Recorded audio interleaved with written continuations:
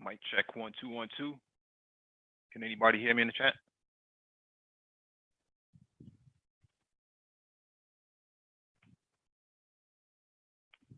If you can hear me in the chat, just push one.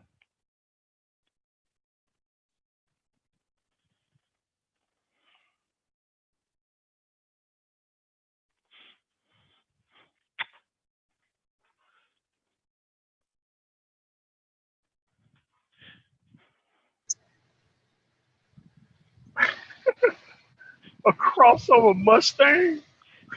That's the way the game. That's the way they're playing the game. What's going on, fam? What's going on, man? Chilling, man. Had to do this hangout. I mean, like, what next? A four-door Corvette? That's what they've Like, been talking about. They've been talking about a four-door Mustang for a while though,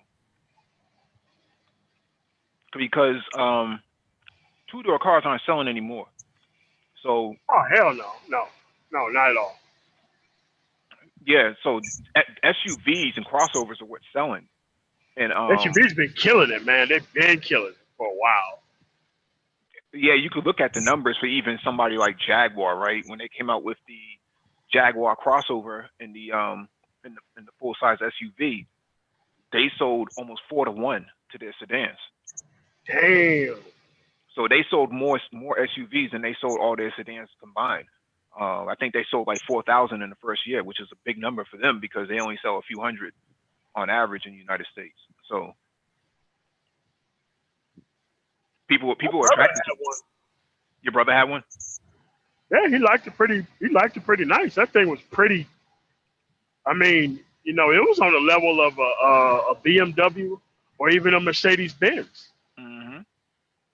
Just as nice. I mean, because I used to do all that stuff, and the only thing that's really proprietary in the vehicle is the engine. All that other stuff is made at the same factories. All that stuff is. Yeah, I think the Jaguar, the Land Rover, and I want to say the Ford Explorer might share a lot of the same parts. They do. They do. Yeah, I think they share like even 60 to 70% of the same parts. So Yep.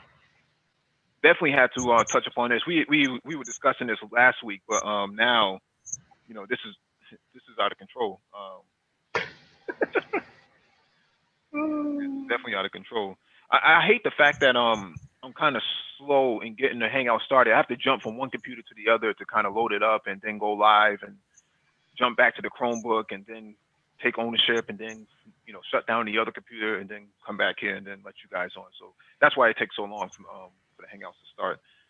But definitely we got to get into this. So let me share my screen.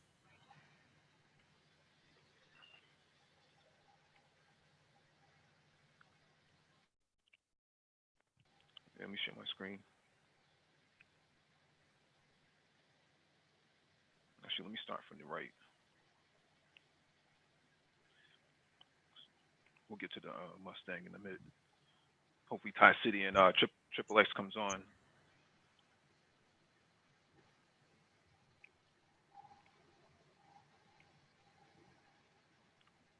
Man, I literally just got out of work. Did you say Mustang? Yeah, we're gonna get to it. Your mic is breaking up a lot.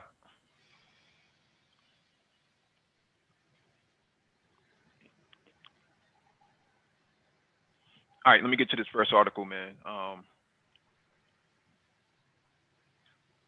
right, this one's from Jalopnik. There are still way too many 2018 model year cars stuck on dealer lots. We talked about this before. Let's get into this. As dealers prepare to sell down their inventory of model year 2019 cars to make way for the new 2020 models, they are still trying to get rid of leftover 2018 inventory. That's not a great sign. A full 3.5% of all July 2019 sales were 2018 model years, according to JD Power PIN transaction data provided by Tyson Jomny, their VP of Automotive Data and Analytics Consulting. That's up from 2.5% last year and the highest since at least 2005, the first year for which JD Power has data. As Jomny Gemini explains in his Twitter thread, a higher mix of 2018 cars isn't good for automakers. For starters, automakers are spending about $1,100 more per car in incentives to move model year 2018 cars than equivalent 2019 cars. Not only that, but the high mix has contributed to a surprisingly low amount of model year 2020 cars on dealer lots this late in the year. It also speaks to an inability to match supply with demand. Clearly, sales are underperforming automaker expectations if dealers are still sitting on cars from last year. It's called a coming recession, man. Mhm. That's doubly concerning in a strong economy where you would normally expect strong demand and consumer confidence. As Gemini pointed out, the mix of previous model year cars wasn't this high during the recession.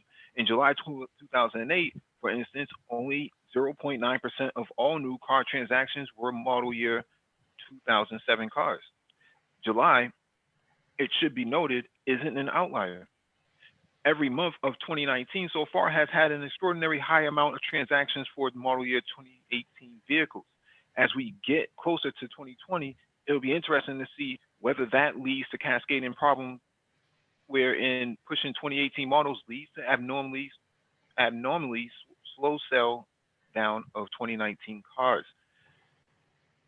Um, Ironically, they have a triple X vehicle right in the example picture. So, but yeah, cars aren't moving. We talked about this many times before, but here's more evidence to support this. People are holding on to their cars a lot longer. As they should. Mhm, Like, come on, man. mhm, Like, I mean, if you have a good consumer product, it's supposed to last a couple of years. It's like me, a phone. I keep my phone for at least 3 years, and I always buy a phone that's been on the market at least a year and a half to 2 years. mhm, I'm not playing this game with Apple where every 9 months I got to go buy another $1,000 phone. Come on, bro. I'm not doing mhm, that. mhm. And then they lock you into these big mega contracts that these service providers have, Carry. AT&T, Yeah. Verizon. It's crazy. People are going to hold on to their cars because who knows what's going to happen. I mean, with this trade war happening right now, um, you'd be crazy to go out and go buy a car right now, especially with how fragile the market is. It doesn't make any sense. If your car works just fine, you might want to hold on to it just a little bit longer. Yeah. And if it's paid off, perhaps you want to keep it paid off and save your money. Hmm. Like, like all of this is not the consumer's fault. Hmm. Like creating so much product and think that, oh, the demand isn't there. Demand isn't there because the mechanics of it never made sense in the first place. That you Hmm. needed a new damn car every single year. Hmm. That's just insane. Yeah, we got 10 people watching, only 5 likes, man. If you're not going to participate in the immediate discussion, just hit the like button. So I think if you need a car, now would probably be a good time to go down to the dealership and get a brand new leftover vehicle because they want to move those vehicles almost immediately. Yeah. What do you think Carvana and like CarMax is doing? Yep. They're eating that market up. Like Hmm. those people who are like stuck in those cities with all those cars that sit on the dealership, hey man, they've been losing their shirts for like the past 15, 16 years, man. Hmm. And these newer models of buying used cars have just popped up and just started eating their lunch because they stuck in a specific old model that doesn't work. That's another reason why people are not buying cars from those car lots because people don't go to car lots all that much to buy a car. They buy a car like they buy stuff on Amazon. Yep. That's a good point. People are starting to, take the Netflix model and say, I want a vehicle. I don't even have to get into it. I see something I like online. I order it, few clicks from my phone, and the car gets delivered to me. To your house.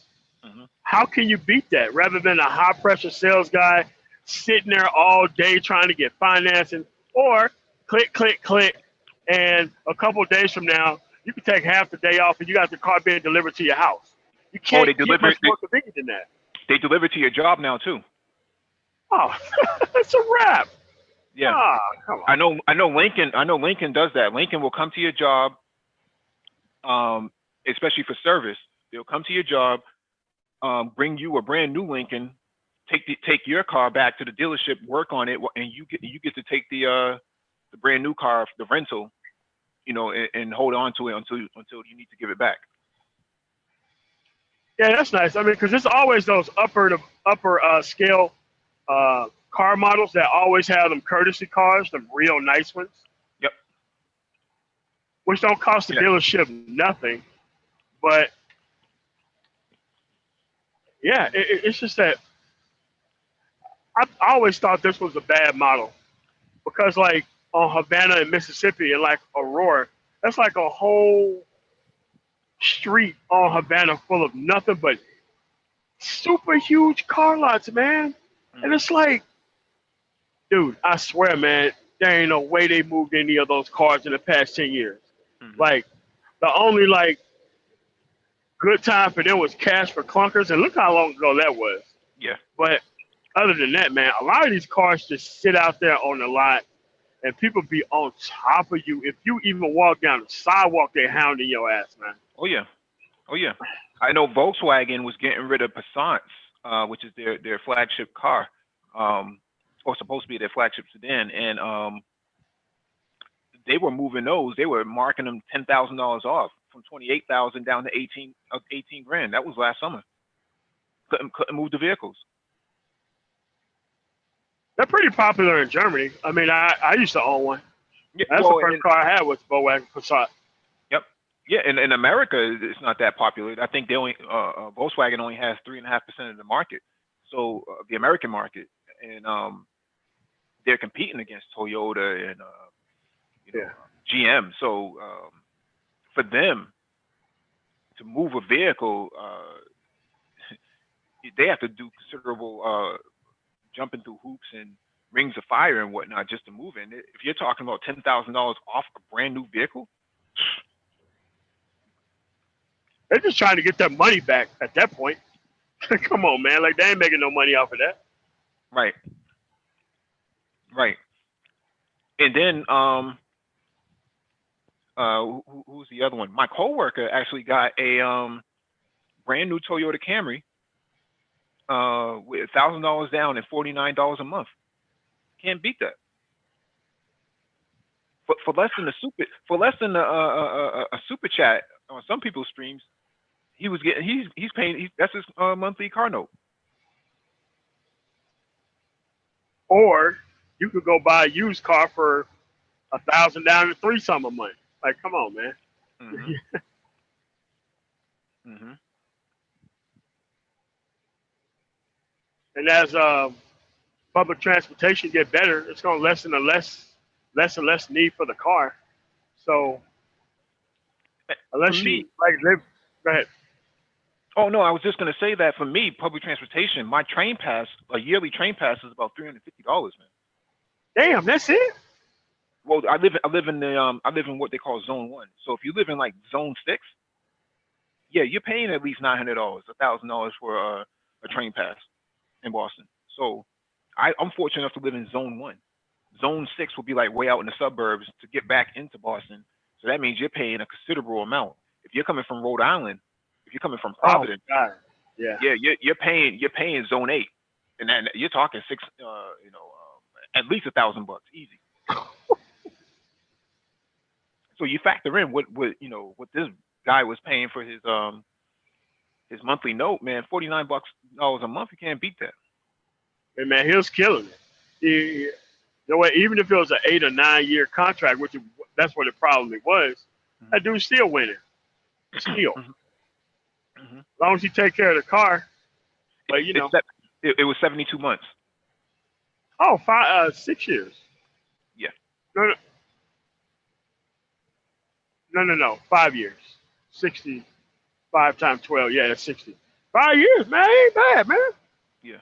Yeah, you can't beat that. And he only does about 8,000 miles a year. So he's Oh, not. come on, man.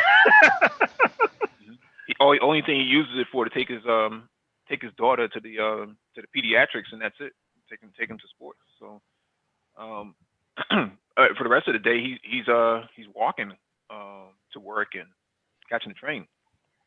So you factor in the cost of a brand new vehicle. If you need one, a brand new one would be the way to go because you can the the negotiation tactics are going to be in your favor. They need to move that vehicle and they need to clear that lot out, man. And now would be a good time to actually put pressure on them and say, "Yo, this is my bottom line. I'm not spending more than a super chat. I'm not spending more than a Patreon."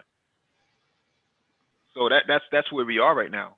I think that the trucking market is moving into that commercial trucking market is moving into that arena too. I think it's the name of the company that has basically turned their trucking logistics vehicles into fractionalized ownership. Yeah, fractionalized ownership has always been a big, even more than freight, has been a big boon for the market. Hmm. You know, because people are never going to serve out them contracts. You know, they used to serve them out when it was 2 year contracts, but once they made it to 3 and 5 year contracts, because those companies can just stop giving you freight, Hmm. period, before you quote unquote get ready to pay it off, Hmm. and then they just snatch the vehicle back, or else you bring your vehicle in for service, and they'll pretty much swap your vehicle into your engine into another vehicle, just so that way you won't leave with the truck. Serious, serious business, man. Wow. Yeah, I never knew a about that. lot of screwed up stuff happens with those because right now your finance company is supposed to be separate from the quote unquote trucking company. But if Right. you ever try to take the truck somewhere else, they'll try to collect it until you just go and sue them and be like, hey, they're doing something that's illegal. But they get around it by making you sign an additional contract that pretty much state if you ever leave, you're going to give up the vehicle. That's how they get around it.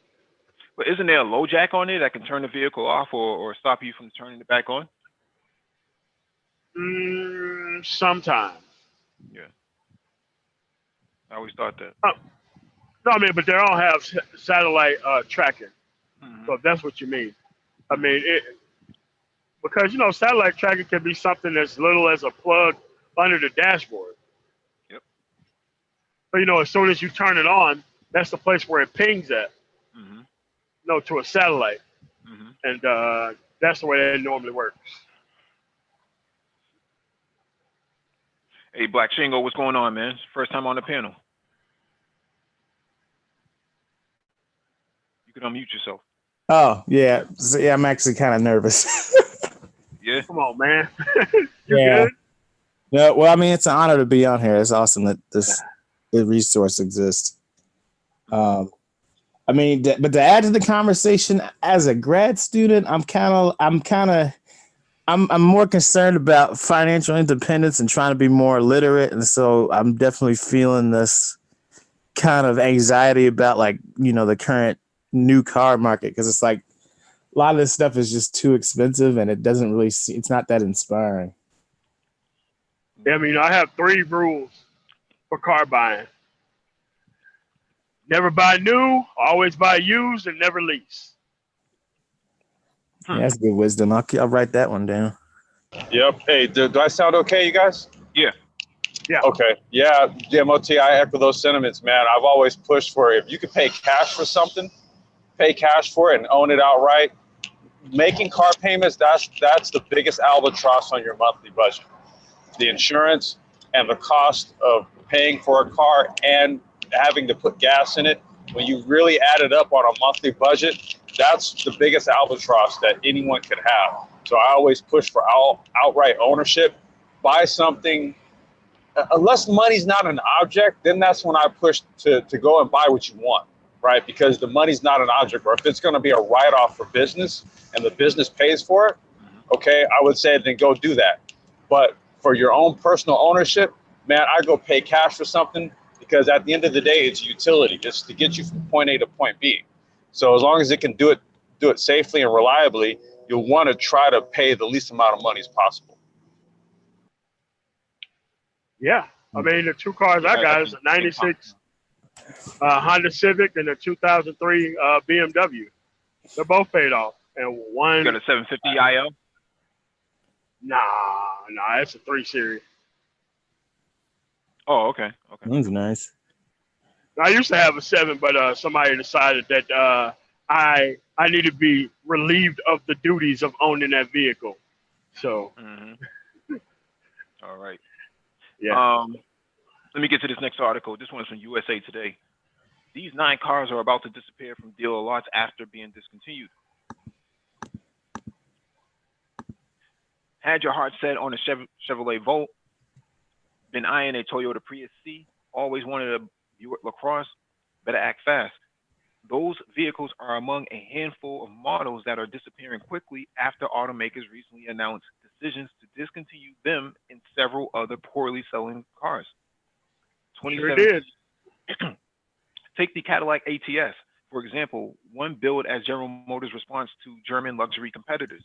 The ATS earned critical praise, but stumbled when sales of passenger cars plunged. GM announced the car's demise in 2018. Good luck finding one now. There were only 35 new units of the Cadillac ATS left as of July, according to Edmunds. That's down from 1,482 a year earlier.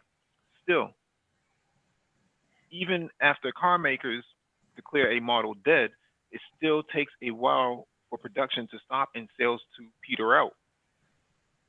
That means discontinued cars may register sales for months or even years after they receive their death sentence because the last few remaining vehicles end up languishing on dealer lots with no marketing and limited interest, said Jeremy Acevedo, senior manager of industry insight at car buying advice site Edmunds. But for the most part, it's getting exponentially tougher to find new versions of these vehicles on dealer lots. There's a whole lot of owners of these vehicles out there that are going to return to these dealerships and aren't going to pick up the same vehicles, said Acevedo. You may be able to find deals on some of these discontinued cars as automakers and dealers resort to discounts to reduce their inventory, said George Augustelistis, director of industry analytics at Car Gurus. But don't wait forever. When there are only a few models left, there may not be much incentive for seller to discount the car, since you may be desperate to buy one of the final models. If you go too late, you're going to pay more. In addition to Cadillac ATS, here are 8 more models that are rapidly disappearing or soon to go away, according to Edmunds. The Volkswagen Touareg, the Buick Cascada, the Toyota Prius C. Remaining is 200. Interesting. Yeah. Wow. In a whole country? Wow. The Buick LaCrosse. I didn't know that these were in demand at any point. Yeah. I know in Japan, I know in China that they're really big, but I wasn't sure here. I'm not sure why. Buicks are nice though, man. Buicks are nice though. Yeah. The Chevrolet Volt. I'm surprised that they're discontinuing this. Yeah. There's still 1,006 vehicles on the road, on dealer lots. So that might be a nice come up for anybody looking for a tax rebate. Ford Taurus, 1,700. They couldn't make a SHO model for Super Triz. Yeah. I'm so shocked that car is still out there, the Ford Taurus. Come on, man. The Volkswagen Beetle. That's an iconic one. 2,773 models still remaining on dealer lots. Chevrolet Cruze, 6,765 models still available on dealer lots. They're probably gonna let those suckers go for dirt cheap. Shout out to Youngstown for closing that damn plant out there. Oh yeah. Yeah, there's some other models that are being shut down this year too. Like I've heard, I think the 370 convertible is also being ended. From what I was hearing through Scotty Kilmer's channel, I don't know if anybody follows that, but Oh, oh, you mean the Nissan? The Nissan. yeah, Okay. yeah, there's quite a few models going off the market. But the Cruise doesn't surprise me because I always heard bad things about those. And they're all Well, true. Oh, yeah, I don't know. It's a shame the direction that the big three have gone, but it's just designing cars to fail at a certain point instead of lasting a long time. That's not a good business model. mhm. Yeah, yeah. I mean, I'm surprised that the Buick convertible is not selling because convertibles usually sell pretty well for women. Um, it just seems like they're not really interested, I guess, or maybe it could just be the Buick brand because um, other brands seem to maintain their convertibles. BMW, Mercedes, they don't seem to have a problem selling those. So I think it's Especially Ford and Chevy. yeah, yeah, Yeah, yeah. So Buicks are so nice though too. Though what is that? Buicks have always been nice riding cars though. Oh yeah, oh yeah. Hmm. Yeah, so I'm just surprised they're Mostly kind of. Cadillac parts. Oh, okay. Yeah, I mean, I kind of felt sad when Pontiac had went under because that was all my mom drove those for the longest. Hmm. Oh my God. My aunt still has like a Pontiac Solstice and she's just holding on for dear life. I'm like, you know what? If you need a spare tire for that car, I guarantee you're gonna have to go to another country and go get one. Like, Man, You know what? That car is going to be worth a lot of money, in probably in the next 5 to 10 years, because it was such a limited production vehicle and so desirable, to those who did not want to get into a Miata or those who did not want to get into or who couldn't afford to get into the Honda S2000. That's actually a very good investment vehicle. I would hold on to that. I wouldn't put any miles on it either. no, I mean she doesn't. I mean, the only thing she does, I mean, she probably drives that thing probably 15 miles a month. She probably drives it to yoga and that's it, like a half a mile. Hmm. oh, Other okay. than that, she walks and rides a bike everywhere. But man, she washes the hell out of that damn car, man. She was like, "I'm gonna get paid off of this thing." I'm like, "Okay, all right, what's gonna happen?" Well, the volume has gone up on those, on that and the Saturn Sky, which is the rebranding of it. So Mhm. those cars are actually really good if you get an opportunity to drive in one of those. I mean, they're a little too tight for me, my body. I'm 6'4", so I don't really fit all that well in there with the roof up. But Saturns are narrow ass vehicles. yeah, Yeah. Yeah, Saturn was a nice platform though while it lasted. hmm Yeah, like well, I mean, I remember riding. I think it was like a SC1, like it was like a 4-seater, but it was a coupe with the suicide doors in it. oh yeah, yeah, yeah, yeah. I know what you're talking about. That was a disastrous vehicle in terms of like the design. It was really butchered. Um, they had this, sort of because they're doing what they did back then. Hyundai Veloster had did it later.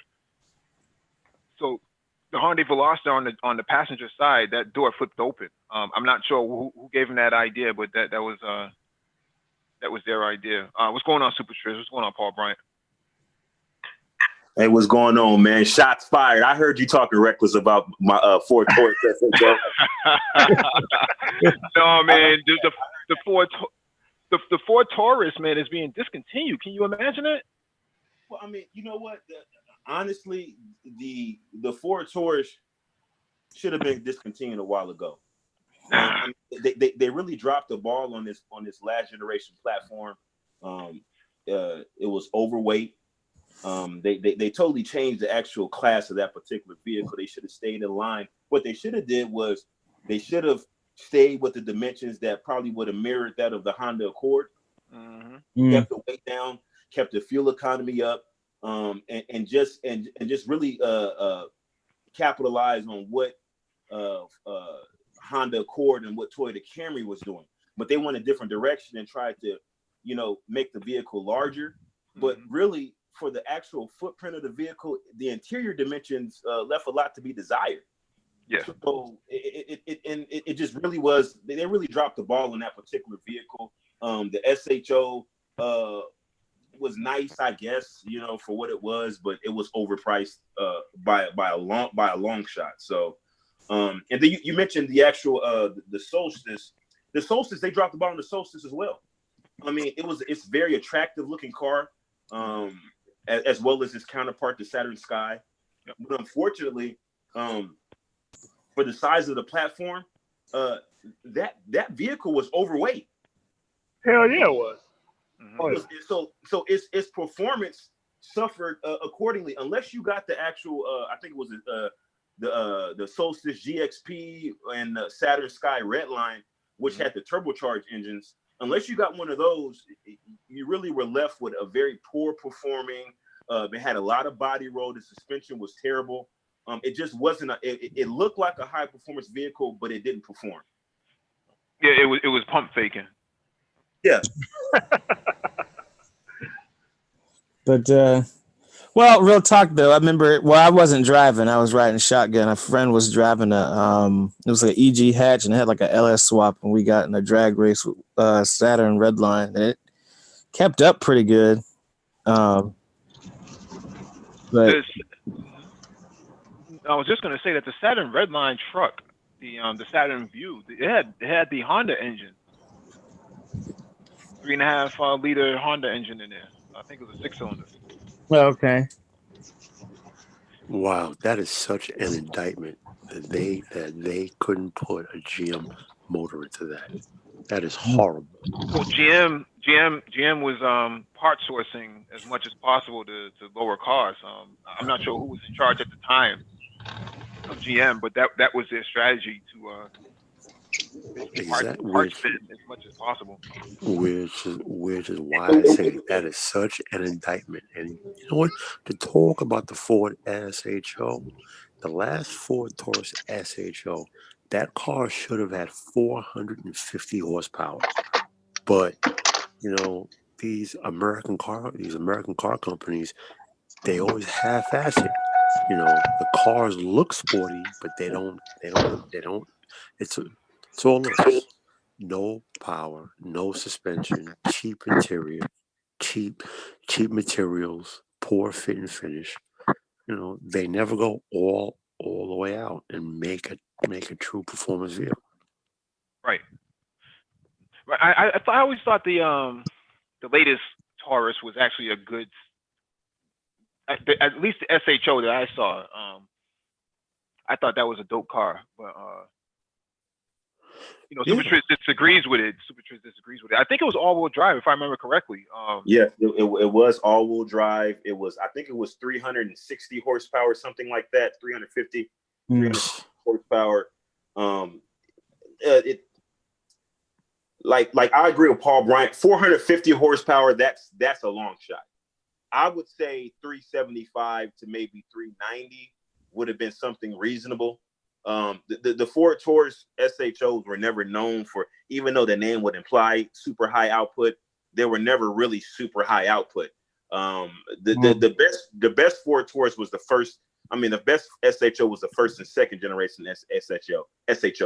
Once they got to the third generation, the performance suffered significantly because the actual automatic transmission, it was a heavier vehicle, so they kind of went away from its original iteration. But I think that the sedans, sedans are really suffering. Unless you have a stellar sedan, don't expect to sell the sedans in the United States. Everybody wants SUVs and crossovers. It's just that simple. And if they're gonna get a sedan, they want something super powerful. That's where the Hellcat comes in and Red Eye and all that stuff. Yeah, because those are stellar sedans. Like if you have a subpar product, if it's unreliable, if it doesn't perform well, if it's not innovative, if it's not excessively cheap, don't even waste your time. Ford dropped the ball, bro. That SHO should have had 450, not 375, not 390. It should have had 450 horsepower, 420 foot-pounds. It should have been performance. So because of the fact that they came out of the gate with the Gen 1 SHO, which had 225 horsepower, they set a low bar and they maintained that low bar. When I see other companies running 550, 600 horsepower through a four-door automatic, come on, man. Ford has no excuses, bro. No excuses. They probably looked at the Chrysler lineup and said, "There's no way we're gonna catch up with that." And then the rumors that I heard after that was discontinue the Taurus and introduce a Mustang sedan, a four-door Mustang. What? Yeah, that was the rumors. I think there was some mock-ups as well, maybe a couple of years ago, talking about that. Like that was Ford's intention to actually come out with a four-door Mustang because the four-door. Yes, I remember seeing that as well. I do remember seeing that. But it wasn't a truce. It was more like a four-door coupe. Mm-hmm. The similar to the four-door coupe. Yeah, similar to the Mercedes CLS. Right. Yeah, the CLS. Yeah, fastback, like the RS6, not the RS6, RS7 or the A7. Yep, similar to that. If they would have come out with something like that, man, that would have. I think the industry would be different now if they would have came out with something like that, because then that would force Chrysler to actually, go back to the drawing board on their design, because that Charger, man, it looks nice. Try to make a left or a right hand turn, man. Wrap yourself around the pole. Bro. Oh no. You see, Ford sticks to the traditional American model. Everything has to be American: big, heavy, fat, slow, stoplight to stoplight. You live your life a quarter mile at a time, but no handling, no performance. American cars have a very low bar, and it's like no matter what, everything has to be done the American way, the American automotive way. I don't know, man. I think some of these cars that are being discontinued might be able to snatch them up for dirt cheap, man. I wouldn't mind, SHO for dirt cheap. My neighbor just got one. Huh? But parts and maintenance. If the car is discontinued, what do you do for parts and maintenance? Oh, it's an American car. You're always going to get parts, right? That's the rumor, right? I mean, you're always going to get. That's the rumor. All right, let me get to this next article real quick. All right, this one is from Letrek.com. Ford is bringing all electric F-150 pickup to market before 2022. Wow. Where's Thai City? Where's Thai City at? Oh, I'm not feeling these electric cars, man. Not feeling it. Oh, really? Deal with it. Ford has already confirmed that it is finally making an all-electric version of its best-selling F-150 pickup truck, but it wasn't clear when it would be available until now. The automaker says the electric F-150 will hit the market before 2022. Last year, Ford announced plans to bring 16 battery electric vehicles to market, starting with an all-electric cross CUV with 300 miles of range. But the automaker still remained more focused on hybrids than all-electric vehicles. Its most important program, the F-150 pickup truck, was only supposed to get a hybrid powertrain by 2020, but the landscape has since changed a lot. Earlier this year, Ford finally confirmed that it plans to bring an all-electric version of the F-150 to market. The automaker didn't confirm a timeline, but it is actively working on the truck, and for the first time, Ford officially showed one of its electric F-150 prototypes earlier this summer. The all-electric pickup truck was pulling over 1 million pounds of train carts. At the time, Ford was only confirming that the electric F-150 was going to be released in the coming years. Darren Palmer, the head of Ford's Team Edison, a group within the automaker working on electric vehicles, confirmed in an interview with Autocar that the electric F-150 is going to be amongst the series of all electric vehicles that Ford plans to launch before 2022. Oh, yeah, I mean, but they really haven't confirmed what's the towing capacity for the battery or anything like that. They're real skittish on those type of details. Well, So I'm kind of like, mm. they said 1 million pounds of train carts. I mean, I don't know what that really means. Now, yeah, I know, very ominous. It doesn't say how much, how far, on what type of chart. Like, they didn't get real. Like, well, it can do this. Yeah, Mhm. but technically, an airplane can recover from such of a nosedive. That doesn't mean you should do that. There You have know. been rumors that the So, Ford Ranger, there have been rumors that the Ford Ranger or the Bronco could come back as an electric vehicle. Palmer wouldn't confirm or deny those rumors. Ford cannot wait too long to bring an electric option to the F-150 lineup, which is the company's biggest profit center. Several other companies are aiming to disrupt the this important segment of transportation in the U.S. with electric options. Tesla has listed its upcoming electric pickup truck as a priority after the Model Y next year. Uh, Bollinger has a pickup version of its electric utility vehicle, and they aim to bring that to production as soon as next year. Rivian also plans to release its R1T electric pickup truck next year, though I am sure Ford feels less pressure on that front since they are a large shareholder of the startup. Interesting. Interesting. I don't know, man. What are these brodozer guys who run around with their trucks lifted and these straight pipes on there? What are they gonna do with electric trucks? oh man, But you know what though? That's the actual that's a different market than the typical F-150 buyer. You'll find that a lot of the F-150 buyers, they just want the truck just to have a truck. They're not really using the truck for the purposes that a lot of people will use a truck for. Like, I guarantee if you did a poll on F-150 owners, you'll probably find that at least 40 to 50% of them don't even tow anything. No. So when you look at the actual electric application, I think that's a perfect fit for the F-150 for most buyers.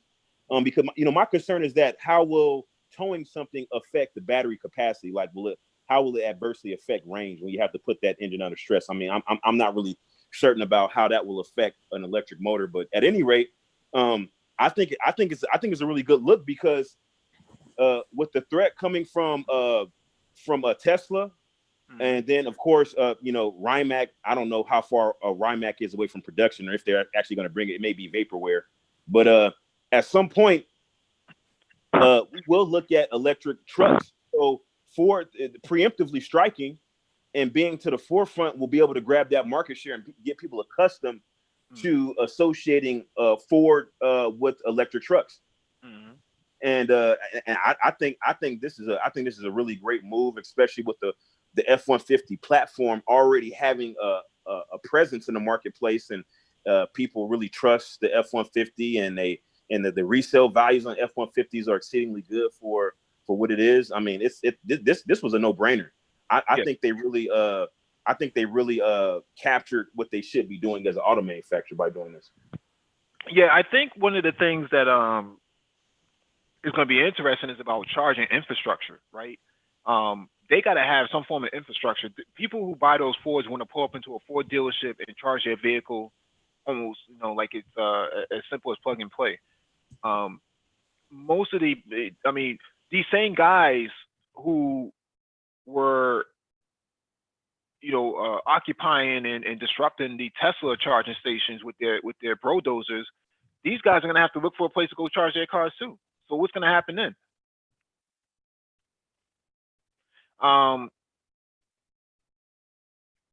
Complex probably could speak more to about the battery capacity and usage per power and wattage. He knows more about that than probably I do, but the way how I see it is that there's probably going to be 4-wheel drive automatically, and it's probably going to be a completely different chassis. because the way the batteries have to be situated, they would have to be situated behind the driver's seat or in the bed somewhere. No, the batteries are actually in the chassis. Do I sound okay? Yeah. Okay, yeah, the batteries are actually a part of the structure. If you look at an electric vehicle chassis, the batteries are in the floor. Mm-hmm. So it's to keep all of the weight at a low roll center, right? So that you can maximize the physics with regards to the electric motors and the amount of torque that they carry. So if you keep the weight low, you keep the roll center low, it's able to do a lot more work. So and then there's also energy recapture. So when like you're going downgrade on a hill, what you do is what they call hypercharging. So you're basically doing engine braking. What that does is it's going to spin whatchamacallit backwards, and it's going to energy recapture. So when you go off throttle, the motor reverses. And so as it's going downhill, you're actually charging the battery back up. There's one dude, he does a commute from where I used to live. And so it was like a 45-minute commute. And you go through the Los Angeles mountains to go from like you leave like LA, and then you go up into the high desert. And so he basically saw how much he was able to charge just by driving to work and hypermiling it when he's going down the hills. And so in one trip, he was able to charge the battery back 10%. So, yep. So, will this thing have actual drive shafts, or will Ford put a traction motor at each wheel? A lot of the configurations that I've seen thus far is you're going to have basically a central motor. Now what they'll do is they may put a motor in the front and then a motor in the back to have four-wheel drive, but they're going to run through a diff of some sort and then out to the drive wheel. You haven't seen too much in-hub or in-hub motors being deployed. They're starting to do it. You're really starting to see the commercial grade ones that are being employed in a lot of the Le Mans prototypes, the hybrid drive systems, where some of those cars have electric motors in the wheel per wheel. Okay, that's going to see the stuff. That's going to be the technology, the per wheel motor that starts to trickle down into production. But you're not seeing it as of yet, because the EV market's way too green right now. So you don't have buyers that are discerning enough to say, you know what, I prefer, in-hub motors to, like a single or dual engine configuration. It's interesting that Super Triz brings up that the most of these F-150 buyers aren't really putting things into the bed, right? They're not, overutilizing or even utilizing it to the extent that it should be utilized. But then that gives the case to Honda and the Ridgeline, right? The Ridgeline, if you look at the Ridgeline sales year over year since its introduction, it keeps increasing. Yeah. Right. It went from 4,000 the first year, and then recently it shot up to over 20,000. The Ford F-150 has been the Ford F-150 has been the #1 selling vehicle in America for over 40 years. Ford has to get it right because the Ford F-150 keeps the lights on for Ford. Yeah, it prints money. It prints money for them big time because they get a lot of federal contracts too, right? DHS. Sure do. And even the military. I'm pretty sure that the military picks up a lot of those vehicles for this. They do. #1 selling vehicle in America, 40 years in a row. Yeah. But the thing that gets me though is once I guess once the market is, I guess it's a big what if, but like, let's say like you're in a neighborhood where everybody's driving electric cars. Like, how do you know it's safe to cross the street? Because it's like you can't really. What do you mean? Well, it's like today, like I was at the bus stop and a Tesla like went past and I barely even heard it, but then a guy came up behind and it's like a 350, and like you heard it going all the way up the street. Like it's like a safety thing, right? I have a suggestion. You look both ways before you cross the road. I'm not trying to be a just wise making all ass, types of but noise. just look. Yeah, I think Supersure is making a lot of noise. But yeah, the Teslas and most of these new vehicles have pedestrian sensors on the front. So they're not supposed to be able to run directly into you without the sensors actually slowing the car down prematurely. At least from my knowledge, my coworkers do have some electric vehicles. It's a very weird experience if you've ever been in one. It's very, very weird. You push the button and then you just go. There is no waiting for the car to get warm in the winter or defrosted or anything like that. That sucker's ready to go almost as soon as you get in.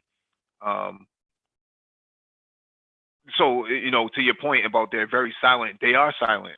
You hear the little whirly sound, but Matt Farah on YouTube from the Smoking Tire, he drove the Jaguar, and he raved about that thing because he liked the fact that it had the Jetson sound to the cabin, right? So when the faster you went with the car, the more noises it made on the inside, like it was like the Jetsons. Now, how that translates to the outside, I don't know. I don't know if you can actually hear any of those Jetson whirling noises. But for cyclists on the side of the road, man, that sucks, man, because you can't really predict. Yeah. Like I know I'm fascinated by the idea of electric bicycles, but like cars is like another. I don't know. That's a little too progressive for me at this point in my life. Let's hear from Jay Blaze. He said he owns a Tesla. Can you speak to anything that we were discussing? Hey, this is Jay Blaze. How you guys doing? I'm chilling, fam. Go ahead. Hey, yeah, I own a Tesla. I've had it for about 3 years now. The car is fantastic. I went from a Toyota 4Runner to that 3 years ago. Mm-hmm. And really, I love the quiet. And I love that instant torque. The power is quick and just the no maintenance factor. Or let me rephrase that. The low maintenance, I'll say that. Which model do you have? I have the Model S. I have a 90D. Okay. What do you run in the wintertime? Snow tires, or are you in the Northeast? Where are you at? I bought it. I was in Vegas. Now I live in Virginia, and I still run just regular tires on it. Okay. Mm-hmm. But I also have another car. I have a 2013 Hyundai Sonata. Interesting. What's your the cons about the car itself? Like what the only one of the biggest cons, you need to know where your chargers are in your local area. So let's just say you got to figure out what your commute's going to be to and from work. Know where all your chargers are going to be, particularly if you don't live in a house, if you're going to live in an apartment. Mm-hmm. Other than that, really not a whole lot of cons. I understand the quiet factor. When I'm in parking lots, I'm extra careful. So I do a lot of looking to make sure that the pedestrians, hopefully they'll see me, because I heard Paul Bryan mention that. So I'm very, very careful about looking around. Yeah, because out here, man, in Boston, man, people get killed every year just walking across the street around BU, around Com Ave, because students usually have their white earbuds in their ears. Yeah. They're looking down at their phone. They're not paying attention at all, man. They usually get clipped on the side of the road, or they not paying attention when they walk across the street, thinking that they're invincible. So okay. And one other con I do have is when I left my 4Runner, I had the Apple CarPlay system in there, and I love that. But that's probably the biggest complaint I have is that there's not the full integration is not quite there with the cell phones. Wait a second. A Tesla doesn't have Apple CarPlay? No, that's not. Oh, you gotta be effing. Let me not get into it. Which OS are you on? Which OS are you on? I'm on the newest one because the thing with the Tesla, they send these updates out automatically. Right. They So, push updates. yes. So that, I mean, you can answer cell phone calls, and what have you. But like I said, you know how that Apple CarPlay works when you can touch stuff and it mirrors that. It doesn't Yeah. do that. Yeah. But the autopilot's great. I just went to DC this weekend from it's like a 4-hour ride from where I am, and I'll tell you, I was really sleepy on the road, and that autopilot came in handy. Wow. So you were one of those Negroes, napping in the No, I car, was. napping on the highway. So I mean, I ain't gonna lie, I did nod a few times, no doubt about it. But here's the deal: when it comes to that autopilot, that thing will not let you stay. I mean, you got to stay alert. I mean, it'll drive on its own for about maybe 45 seconds, and it's gonna start beeping at you. Then it's gonna disengage. So does the seat vibrate or something like that to wake you up? No, what'll happen is the car will send out an alert on the inside. It'll start beeping. Because first it'll give you some visual clues. It'll light up, and if you don't respond, it turns red, and and of course, if it happens 3 times, it shuts off, and then you cannot use it again until you come to until you actually turn the car off and turn it back on. Wow. No, hey, I'm sorry, brother. I'm about to go pick my daughter up from cheerleading. Man, can you speak to just the overall driving experience, the difference between driving an electric vehicle and like the features and all that versus a traditional vehicle? So one of the things I took a guy out yesterday is a lot of folks don't realize, you're so used to having that engine crank up. There's nothing. All I do is just push on a lever and the car go, and I hit the accelerator. The car goes. That is one of the key things that's really cool. And I think the weight difference, because how the batteries are in the center of the car, it feels different. Yep. So some guy, there's another guy I know.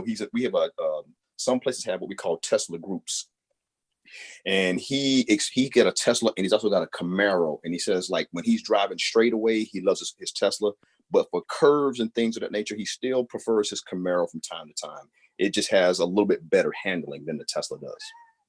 I also think that the Tesla is like not really fit for performance, right? It's really geared for that straight line. It's geared for the straight line. Yeah, no doubt about it. Now, I will say, now, Mike, you say you're a pretty tall guy. The Tesla will fit 5 full-grown adults. My brother-in-law and my nephew, these guys are both over 6 feet. They both fit in the thing, comfortably. Mm-hmm. Yeah. I've been in them. I've been in them before. My coworkers have them, so I find them interesting. Though I'm still. It's hard to transition from that V8 rumble that you get out of like a Mustang or a Camaro to something like that. You're like, this is, this is like the what was that movie with Sylvester Stallone? I think it was like Judge Dredd or something like that, or where they were having intercourse through these VR headsets, and it was like, what the hell is this? Oh, you talk Demolition Man. Demolition Man. Yeah, it's not even a lap dance. It's not even a hand job. But let me get to this next article. All right, thank you. You can stay on if you want. Hey, no problem. All right, this one's from carbuzz.com. This guy spent $75,000 upgrading 2005 Mustang, and now it's a bargain. Fact. Car ownership typically goes hand in hand with taking a financial loss. Cars depreciate in value, plain and simple. There are only a few exceptions to this, namely Ferraris and other rare exotics and one-offs. But these are hardly mainstream cars, unlike, say, the Ford Mustang. Investing money to upgrade a car's performance and or styling is fine. Just be aware it's unlikely you'll get that money back the day it's sold. Case in point, this 2005 Ford Mustang GT up for sale on Kijiji, aka Canada's version of Craigslist. Its owner seller claims he invested $100,000 Canadian, in various upgrades over the years. In fact, he claims to spend over 95,000 Canadian in labor and modifications alone. So, what are some of those mods? I don't know how you pronounce that. A Beatty and Woods built Boss Black 5.0 liter V8, aggressive blower cams, FMS CNC ported aluminum heads, Deutschwerks DW300M fuel pumps, Ford Racing radiator and fans, and a T56 Magnum XL 6-speed transmission. I can't really speak to this. I wish Triple X was here, or maybe Super Trish can speak to this. Yeah, basically, he spent way too much money modifying a Mustang. Like you have to, I understand that like maybe your initial budget might not have permitted purchasing a higher class vehicle, but that's like an instance where, okay, well, I need to start looking if I want this level of performance, maybe I shouldn't be looking at a Mustang. Mm-hmm. Because you start looking at value for dollar. Like now, if like off the dealer lot, you can't beat the value of a Mustang, like a V8 Mustang. You can't beat it. Mm-hmm. But when you start talking about upgrading the performance, like you may want to start looking at a Corvette if you're trying to go with something a bargain price vehicle, and you want to look at power to actual dollar ratio. If you want to stay American, then if you don't mind going somewhere else, then you can go look at maybe a used a GTR or something like that. But it's just because I had a Mustang too, and I spent a lot of money on my Mustang, but I didn't spend that much money.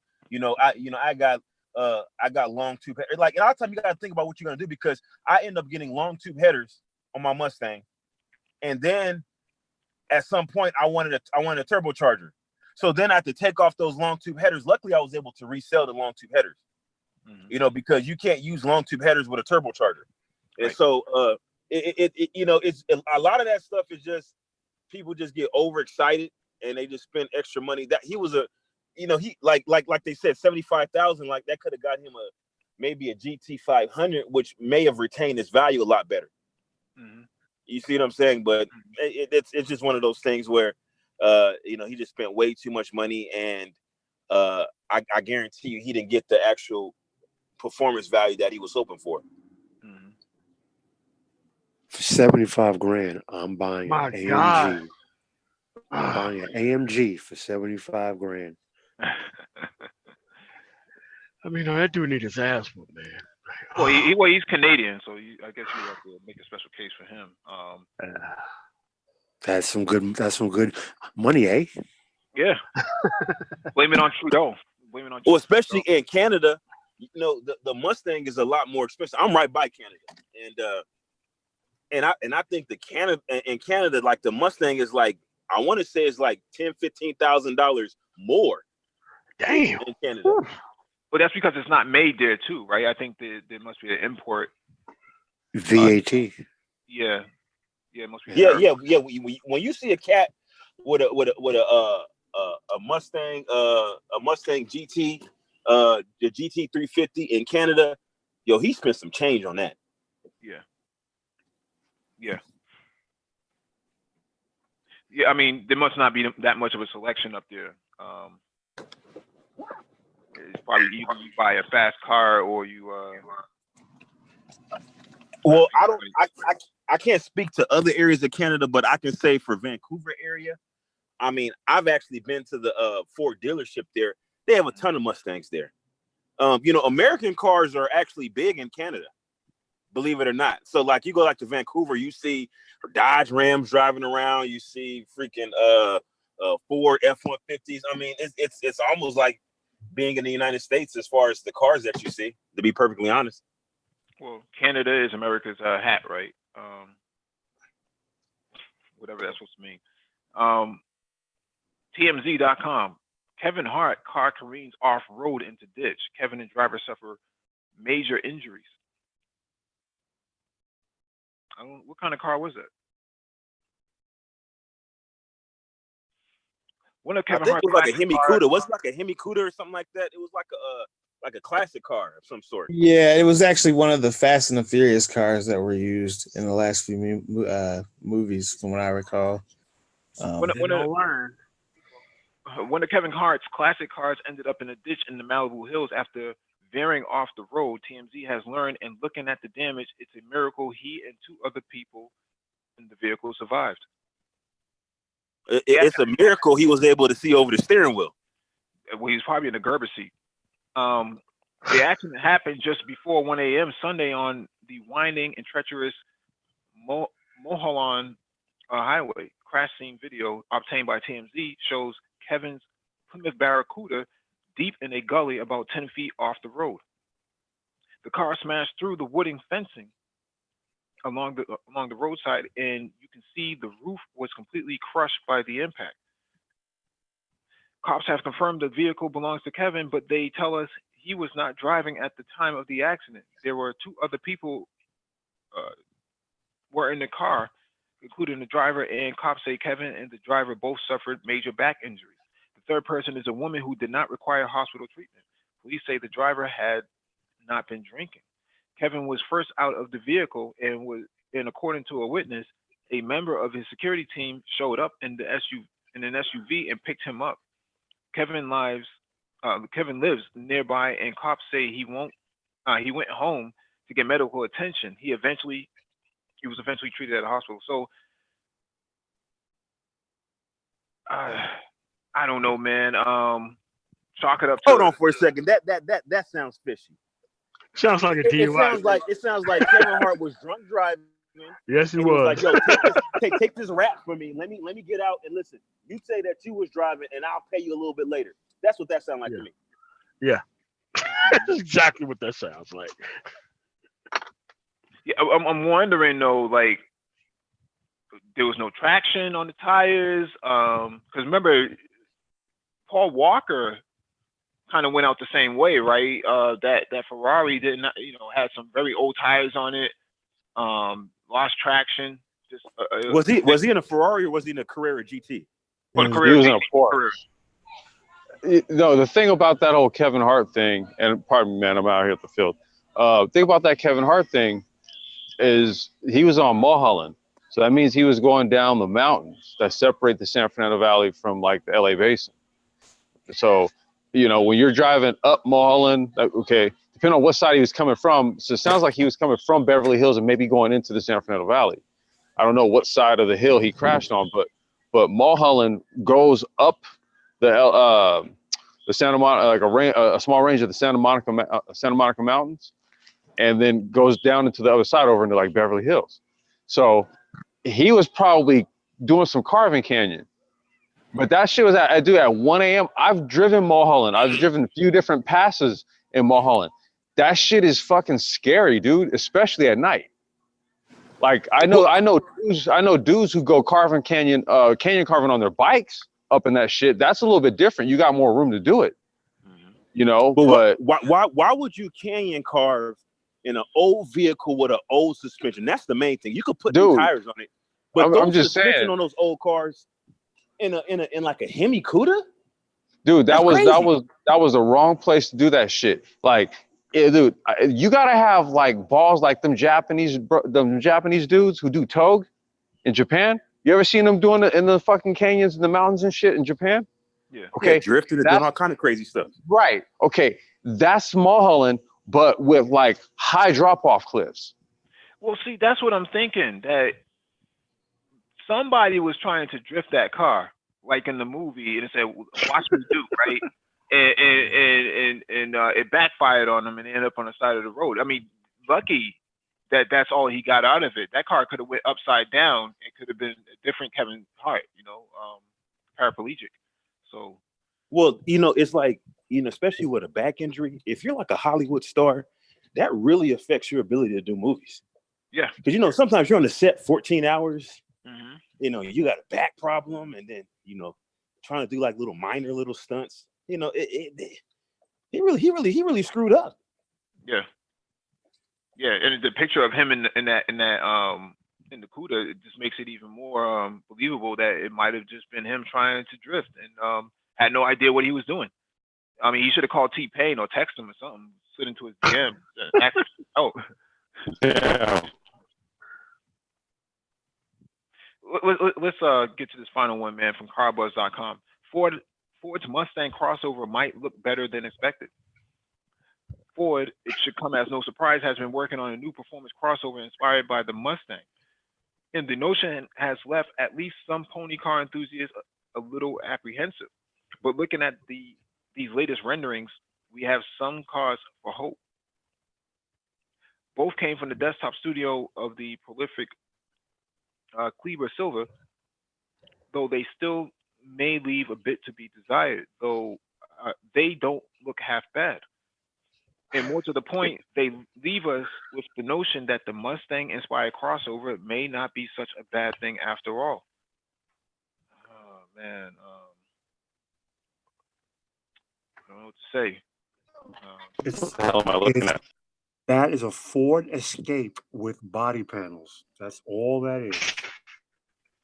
It is. It's a Ford Escape with some warrior paint on it, right? It's, It's embarrassing, man. Look, I mean, why who call said it a we need Mustang, right? I mean, the horse really meant something. I mean, that's Because not you going want to to trail capitalize well, off the actual Mustang marketing. yeah, but that's not going to work well with the.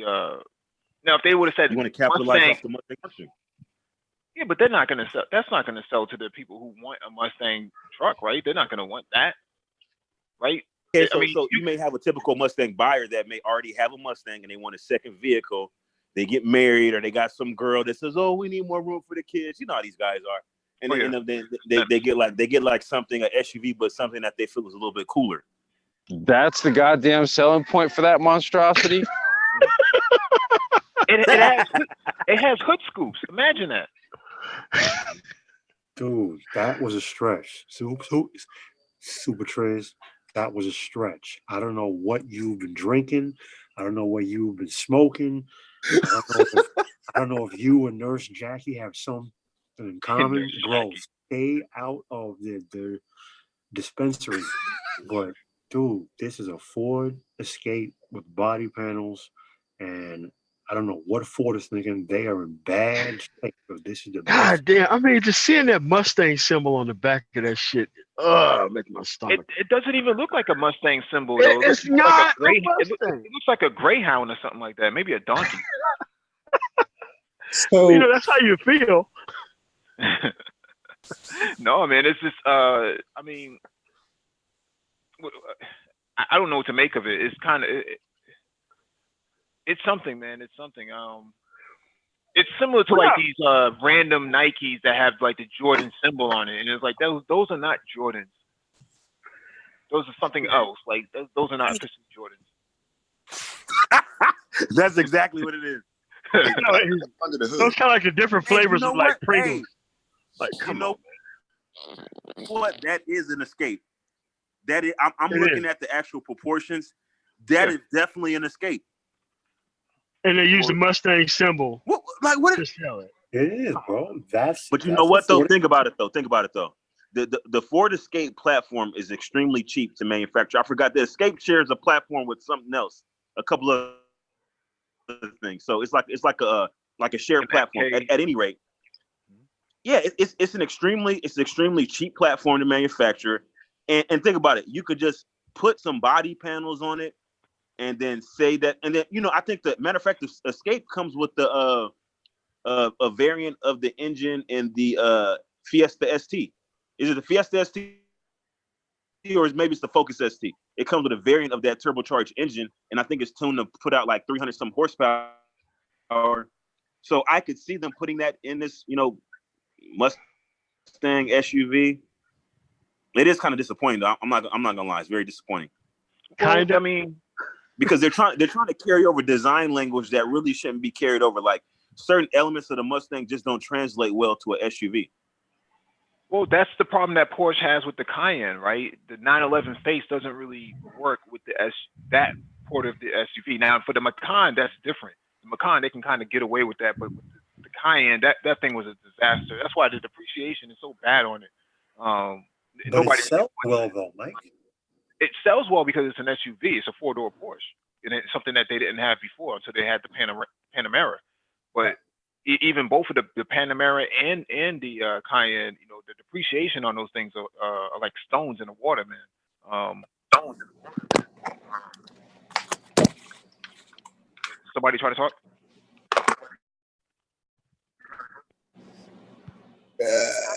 well, if I could just make a brief, so is this like a rear wheel drive hatchback or is it like a SUV? Like, what is this? International stores across the world that don't have a black hair care section. There's some feedback coming for you, Black Shingle. I'm not sure if you're watching something in the background. But just to respond, absolutely not. You can tell that this is not rear-wheel drive based. This is a front-wheel drive based crossover platform. If this is like actually like a depiction of what it's going to look like, that's definitely a front-wheel drive based crossover platform. It's not even body on frame. It's not rear-wheel drive. I would imagine that the base model will be front-wheel drive only with an all-wheel drive option. Bro, I mean, So it's definitely just blasphemy. what's going to happen? Is Hennessy going to grab it and try to boost it or something? This is a modern day version of the Pinto Mustang, the one that had like 110 horsepower because of the because of the oil crisis. The thing looked like the Generation 2 Ford Pinto. This is an absolute disgrace. But then, certain guys will come onto this panel and try to defend Detroit, but look at what Detroit's putting out. I mean, BMW can get away with the X1, the X2, the X3, but they never call it a M3 or a M2.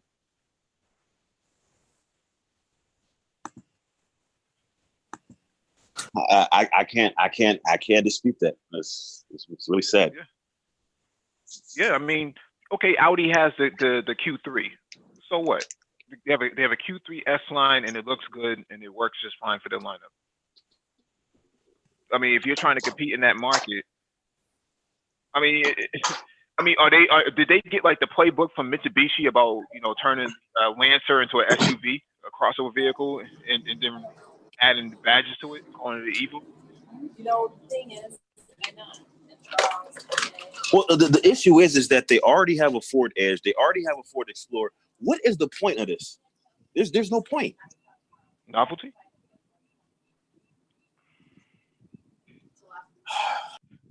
It is. It's horrible, man. It's really horrible. It's like I don't know, man. This is why I kill American cars. Trucks and SUVs, in my mind, Americans build the best trucks. That's why I love my Chevy Tahoe. But cars, forget about it. They're crap. A steaming pile of failure. Mm. Yeah, this is a real Jezebel if I've ever seen one. And my thing is, they already have they have the novelty, right? Okay, so if you look at the Ford Edge, they have a high performance, whatever they deem to be high performance. I think it's like an ST type variant of it already. And then if you want to go novelty, they have the upcoming Ford Bronco that they keep talking about.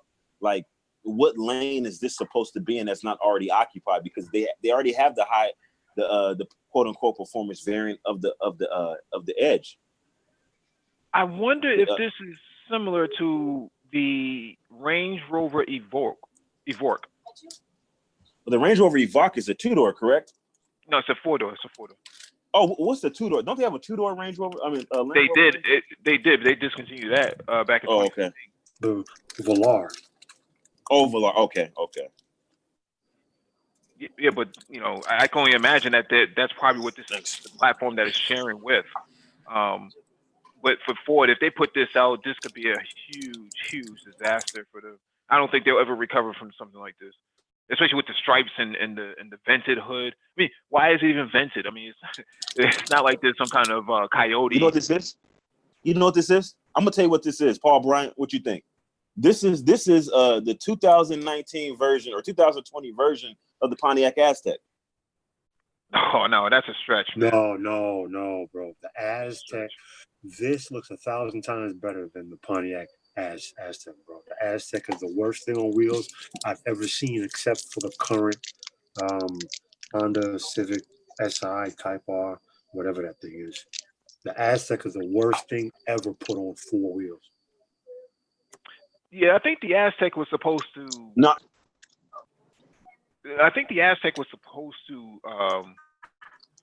I guess garner the same attention from the Subaru crowd, right? The Subaru guys like the Outback, and as ugly as that thing is, if they're willing to accept that, why won't they accept this, right?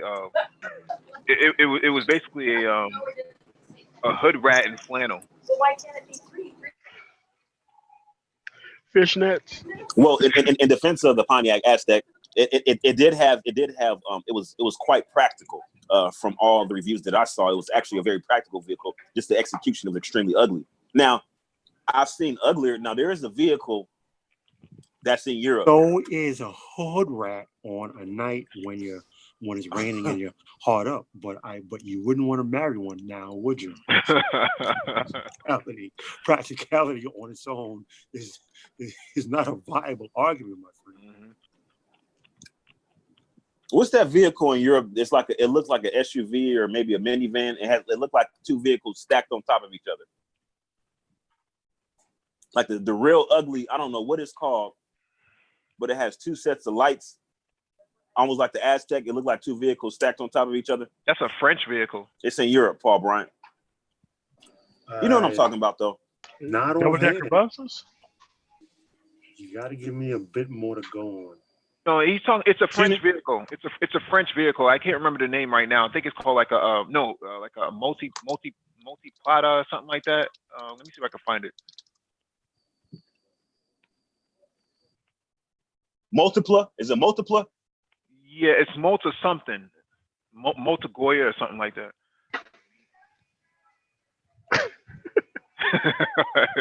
My God, this sounds bad.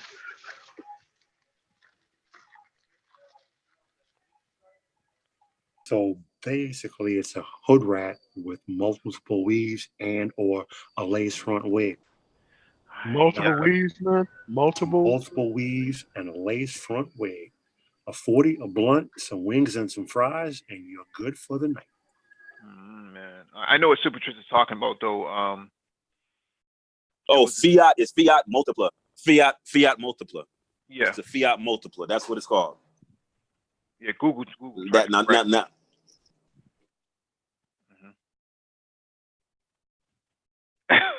terrible. Car gives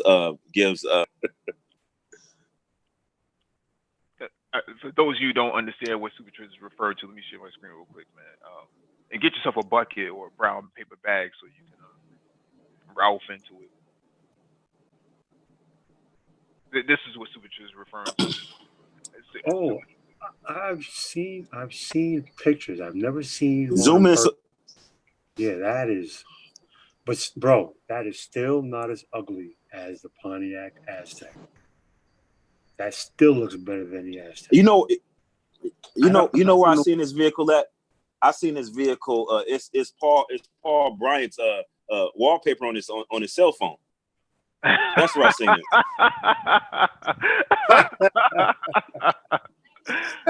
Super Trish ain't shit, man.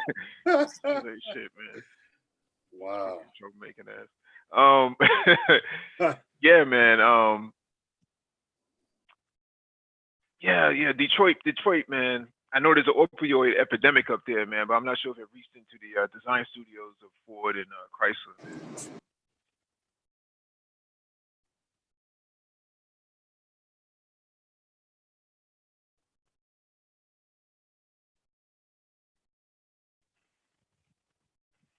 When it comes to the Pontiac Aztek, I don't know what's worse, the guy who designed it or the guy who gave it the green light. That thing is the worst thing on four wheels I've ever seen. Mm-hmm. Well, I think the dude who did make it, I think he got fired or he quit, something to that effect. Last story I had heard before. So if that's what they greenlit, that means that they had at least two worse models than what they didn't use. Right. At least. Right. Wow, that's crazy. Yeah. Let that.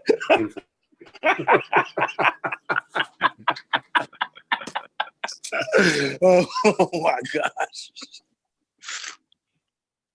I don't know, this 4-door Mustang, man, they could have done something with this, man, at the very least. I do like this this picture right here for whatever reason, despite the fact that I know it's a terrible purchase, man. At least right now. Man, I would do something for that. Anyways, let me see this 4-door rendering right here. Terrible. What the fuck are they thinking?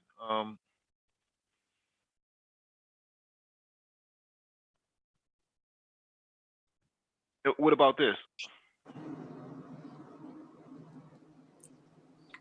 Dude, even Lamborghini made a 4-door concept. I don't know if but they at least made a concept. And Well, they had a shoot and break in the 70s, right? It was the shoot and break. Help me out, Paul. What's the name of that shoot and break? Who? Lamborghini. The Jalop, not Jalop. No, yeah, I know what you're talking about. The name escapes me. Damn, I know what you're talking about. Espada. I think that's the name of it. Espada, yeah. Yeah, Espada. So they talked about bringing that back out with the V10. So look at this thing, Mustang SUV.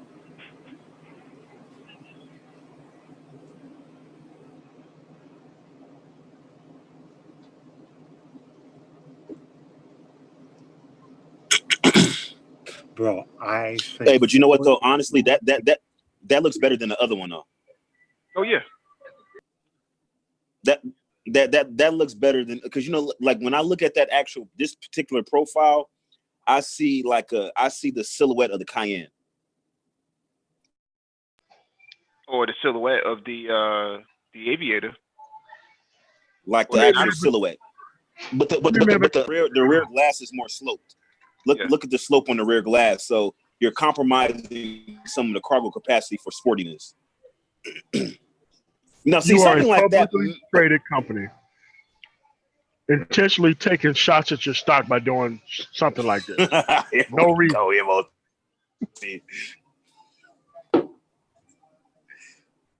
They probably could have pulled this off, man. Yeah, they could have pulled that one off. If they were going to go electric. See, the thing about the Mustang, man, it's always it's always a muscle car, right? So how do you justify a electric vehicle as a muscle car? I mean, how do you change that psychological thinking from a market? Okay. Why even use the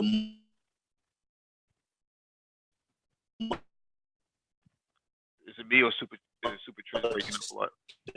Name, right? You already have a lot of SUVs. Why use the Mustang name in the Mustang likeness? Just do something else. If you want to bring another SUV to the market, there's other nameplates you can take. Yeah, I agree with that, man. What's up, everybody?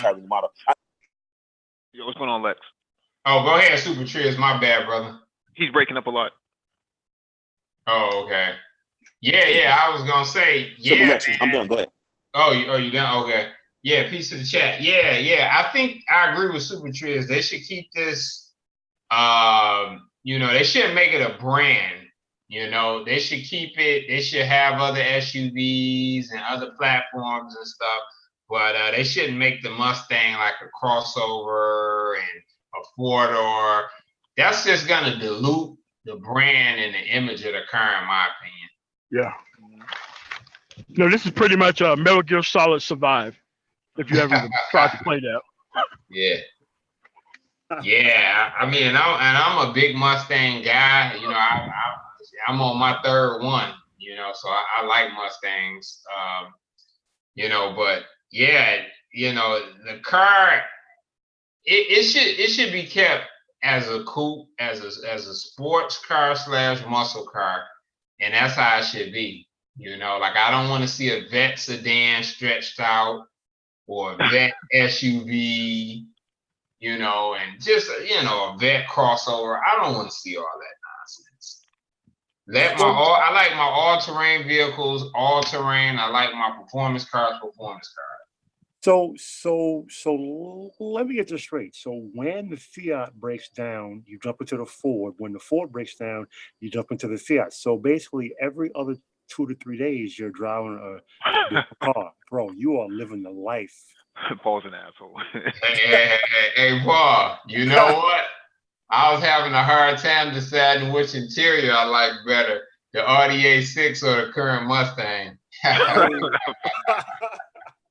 I know. Me and the guys at work been debating that the last couple of days. Yeah. My man. I think that your Mustang right there from the 60s might have a better interior than the RDA6. No, man. Oh man. An eight-track in the dashboard. When I was a little kid. Boy, you something else. That's funny though. But you know, I guess to the defense of Ford and many of these other American manufacturers, they're looking at Porsche and they're saying, how come Porsche gets away with selling the same sort of factor for so many years? You know what?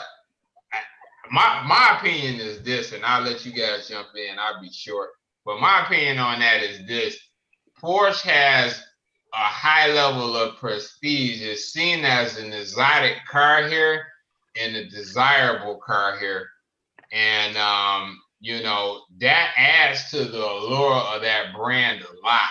So, I mean, unfortunately, like the Vet and the Mustang, I mean, those are desired cars too, but it's not seen as like a high end car like a Porsche is. So they can kind of get away with more things on that front. Well, go ahead. I'm interested in hearing what y'all got to say.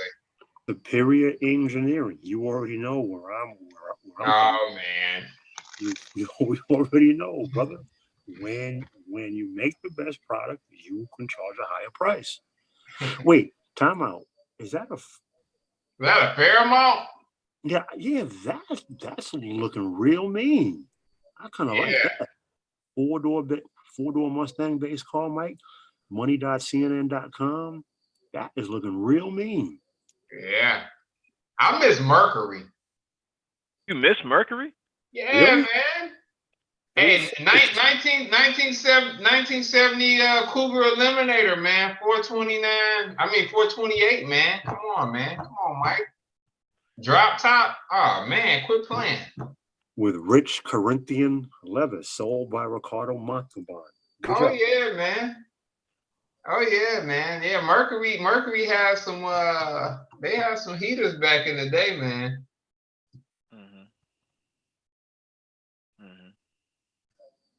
I guess, bro. Once old ball. Oh, you Uncle. I mean. Go ahead, Monty. I mean, I think you are the first person I've ever heard hype Mercury in a long time. I mean, it's almost like somebody who's a Jets fan, like clamoring for playoff hopes.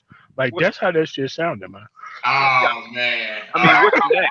You know what, man? Hey, Mike, don't you Mercury muscle cars, man? These guys want to come here and show their ass tonight. Well, I mean, if you like Mercury, you'll probably support, Saturn as well. Let's not get crazy. Let's not get crazy. Yeah. That'd be like me supporting VW or something. Come on, man. Let's not get crazy. I don't know, man. I don't know. Superior engineering. Might as well go with the.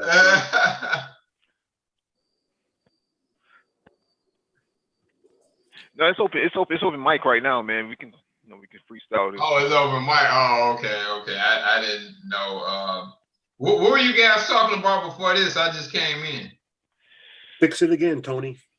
Hey, you know what, man? Fiat, the new stuff, I ain't had no problems out of it. I know they had a bad reputation before they got ran out of America before. But we were actually talking about Kevin Hart, man, and he trying to drift in California, looking like a yo-yo, and then blaming it on somebody else. I personally think that that's the wrong car to be doing it. Everybody has this sort of fantasy about drifting, anything with a considerable amount of muscle to it, and they're like, oh, I can do that. Even some of these Honda guys, man, they like to pull the emergency brake up and J-turn and do all this funny stuff in parking lot. Yeah, you're right. I think he had that Barracuda with a Hemi. It was the Hellcat engine swap in that car, I think. Too much power. Yeah. Suspension. Probably worn out tires, uneven. Yeah. His boy was, I think his boy was driving. They was on the way back, man. That's what they say, allegedly. Yeah, that's what they say. I don't know. Yep. Yeah, chances are it could have been Kev. Maybe he had a few drinks. And then when it happened, now all of a sudden his boy was driving. You're right, Mike. Good point. It's something that I see a lot of guys do, man. Everybody wants to play Fast and Furious and Need for Speed and Gran Turismo all in one, and then wrap themselves around the pole. Yeah. My thing is, why don't you? I mean, all the money he makes, why not just go out and buy a fucking GT3 RS or a GT2 RS and really be the Drift King? Well, no, I see where you're going with that, man. Definitely. I guess he wanted something a little bit more vintage, man. You know, he actually wanted a good-looking car, so you know. Whoa, shots fired. So he decided to go with something from the golden era, man. I mean, 1970 was the best year in automotive. Well, here's the thing. Here's the thing, though. But see, my thing is, if you want to go vintage, right? If you like a certain period of automotive history, then that's when you should be. And you want to actually, have a vehicle that performs well. You should be looking at resto mods. And he has the money to purchase. Super Triz? I think he's breaking up a lot. Yeah, he broke up. Yeah, I was gonna say, hey, Paul, come on, man. What year was better than 1970, man? That's America at their best. That's their best year, man. Bro, listen, I agree with you 1,000%. You will get no arguments from me on that. 427s, 426s. Yeah. Pure muscle, straight American. So that's what he should be doing, because it like be trying to carbon can. Oh, okay. Yeah, we didn't catch all that. You broke up a lot on that, Super Triz. Go ahead, brother. Am I coming in better now? Yeah. I think I always buy these generators, and I think they're making some type of electromagnetic field or something like that. Really? Oh, and I got to go to a code. Oh, okay. Well, while he's doing what he's doing, he could have, Kevin Hart could have went to Porsche driving school, or something like that, and learn how to do this. Because right in California, they do have a driving school, and they have one. Yeah, you're right. Bob Bondurant, who drove for Carroll Shelby, who drove the GT40. He's right there in California. Kevin Hart, Red, go there. Mm-hmm. Yeah, I agree. But I heard Kevin Hart can't drive stick, so. Oh man, you serious, Mike? That's what I've heard, man. Doesn't like the heel toe, so. Wow. Well, a lot of these guys are like that too. I've heard interviews about 50 Cent brought Mobb Deep 911s in 6-speeds, and they didn't know how to drive it. This is before this is when they were on G Unit, and they said that they couldn't drive it because they didn't know how to drive stick. Wow, that's insane, man. So they were burning clutches, man, trying to learn how to drive it. And like, it doesn't surprise me, man. This generation of people, man. Or at least that demographic of people, I should say. Yeah. Yes, a lot of manly traits have been lost, unfortunately. But yeah, I mean, it's tough to be a real car fan, especially performance cars, when you don't know how to drive a manual transmission. That's something. Right, and that's why you see a lot of these guys buying these Can-Am Spiders, man, and they opting for the automatic transmission. They're too lazy to go out and Yeah. No, I agree, man. I agree. Those new Can-Am Rikers, you can't even get a manual transmission with those. They're semi-automatic. Yeah. They're just semi-automatic. Yep. Yeah, man. that seems to be the direction a lot of things are going. I know they say only 4% of they say 4% of all new cars are manual transmission now. So, man, yeah, really? That low? That new car sold. That's what I read. Yep, he's right about that. At Yeah. one point, they were down to, I think, 1 in every 4. Yeah. A couple years ago, 1 in every 4 cars, sedans or compacts sold were manual transmission. So, Yeah. especially for Volkswagen, they charge you more if you want a manual transmission now. So yeah, you can't even get a new Lamborghini or a Ferrari, man, with a manual transmission anymore. But it's been like that for years, though. I mean, it's been like that for it's over been 10 like years that now. for some years now too. You're right, Mike. Mike, correct me if I'm wrong. Even BMW, the M cars don't come manual transmission anymore, do they? No, they do. You have to order it. I Oh. was just talking to somebody from YouTube yesterday out in person, man. He's the BMW expert out here, and he had an M4, and it was looking mean. I looked in there and I saw the manual transmission. I asked him how you got it. He said you have to actually you have to search for it. There's only like a handful in the country. Oh, God. Wow. Yeah, man. What's your thoughts on that, Paul? No, my thoughts, bro. I was raised, if you can't drive a stick, you can't drive. What happens when you run into a Tesla? I mean, most of the cars coming out are going to be electric anyways. Yeah, I know, Mike. Listen, it is the future. It's the future. I accept that. I won't fight it. I don't like it. It is what it is. But as long as I can get my hands on a manual transmission, 10 out of 10 times, I'm going for that. I'm going for that stick shift. Mm-hmm. Yeah. Yeah, no, I agree, man. There's something about letting out that clutch right when that power goes directly to that ground and you shift down, man. Whoo! Something about that. You can't get that feeling with automatic. Well, to an extent, you probably can't. I mean, because if you think about the paddle shifts, man, they're so good, man. Now, it has all the feedback. You know, if you hold on, I know if you hold on to the paddles, I forget which car it is that recently came out.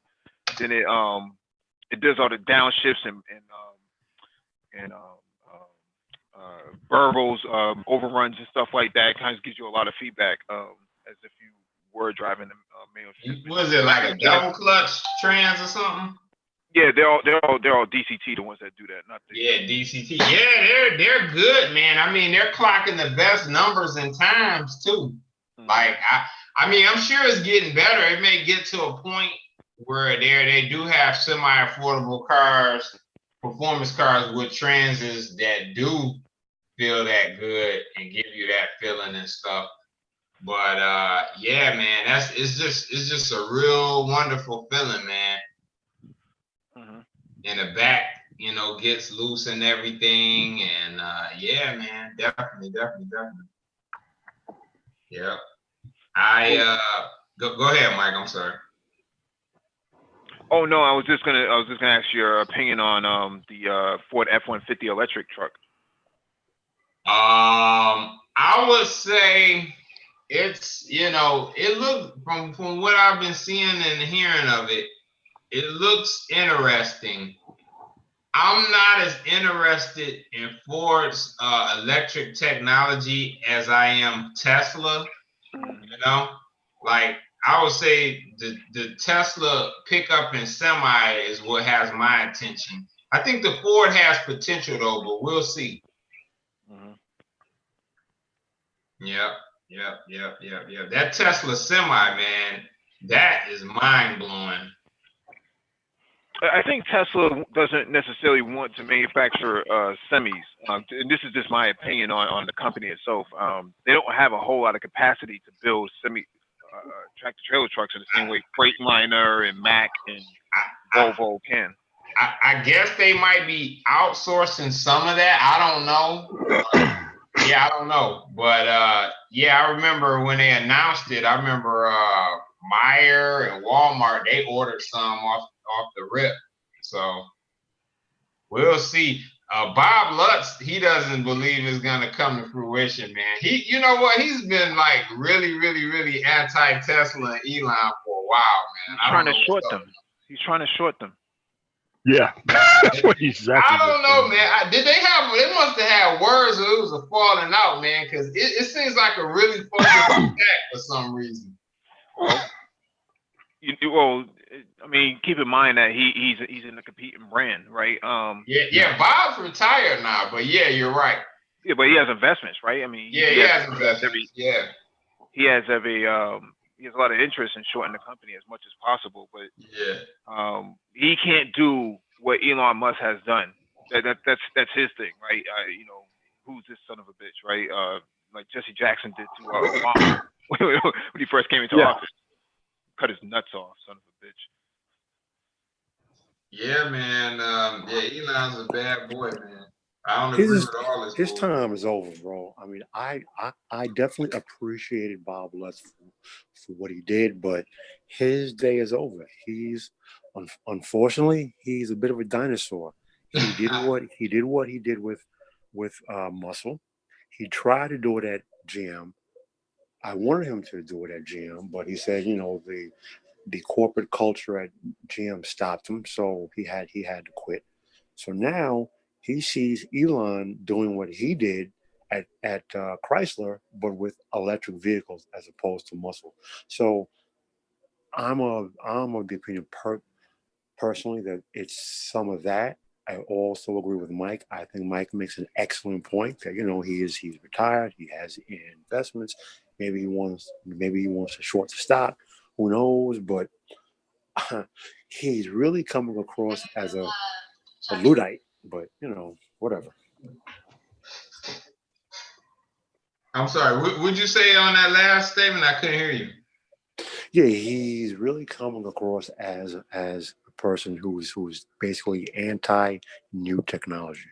Oh yeah, I would agree with that. He does seem to be a bit of a dinosaur. I know he's a smart guy. He got a lot of knowledge, but I don't know. He seems really like against Tesla. So we'll see, man. We'll see. He's confident that they don't make it. And he's betting on it personally. So. Yep. Yeah.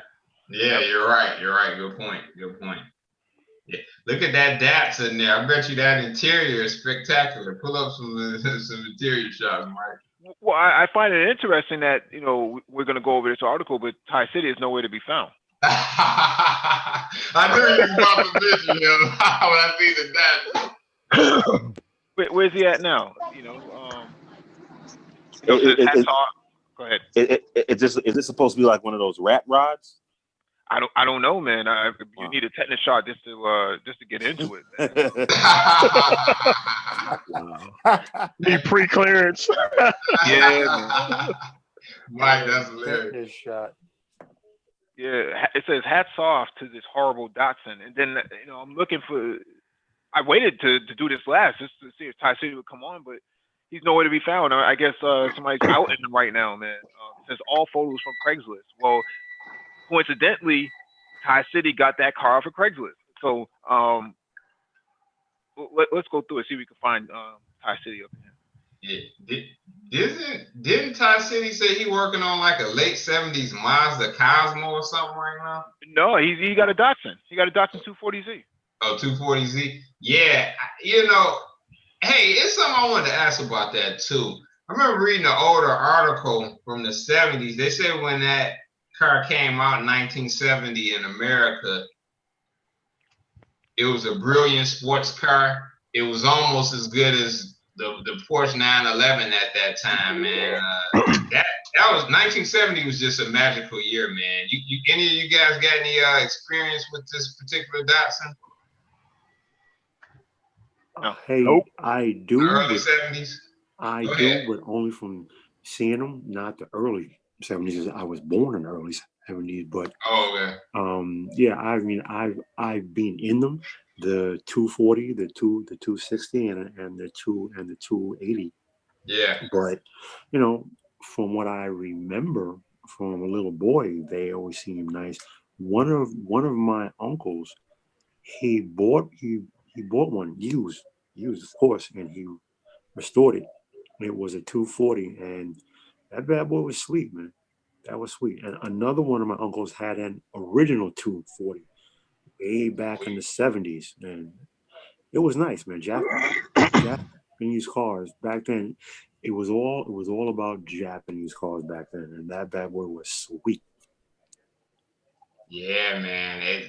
I heard it was amazing handling cars. I seen the guy not too long ago. He had an LS1 swap in his. Pretty badass. Well, it might have been in theory, but the sound of an LS1 doesn't really leaves a lot to be desired from an exotic standpoint. But that's your opinion, Mike, and that's your opinion. Well, you know,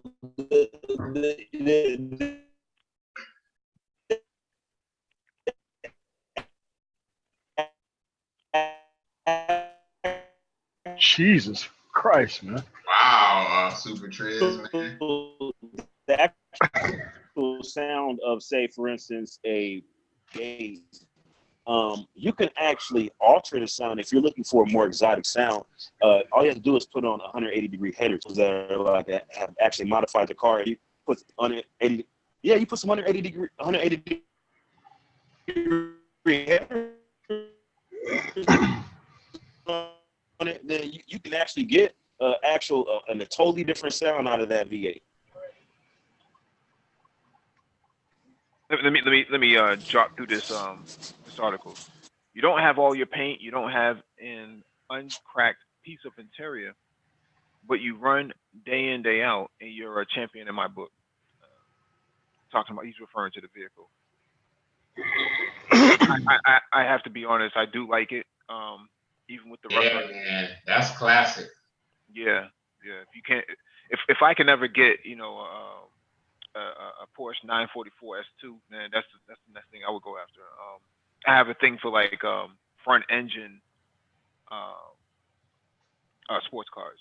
In that. Oh, okay. Yeah. Please enjoy this horrible, wonderful Z, the kind of car we will all miss in a few years or decades, when the last of these cars are either rusted away or crashed. It's none left here in Detroit, man. They all rusted out. The ones here, man, are from other states now. Mm-hmm. Yeah. Yeah, I wonder what a restoration project would cost on this, man. Super Triz, you have any idea? Are you sharing? Because I don't see it anymore. I'm sharing. Can you all see it? I see it. Yeah, I can. Yeah. Yep. That thing is looking horrible, but a good paint job and some base coat or some clear coat, you're back in business. Oh yeah.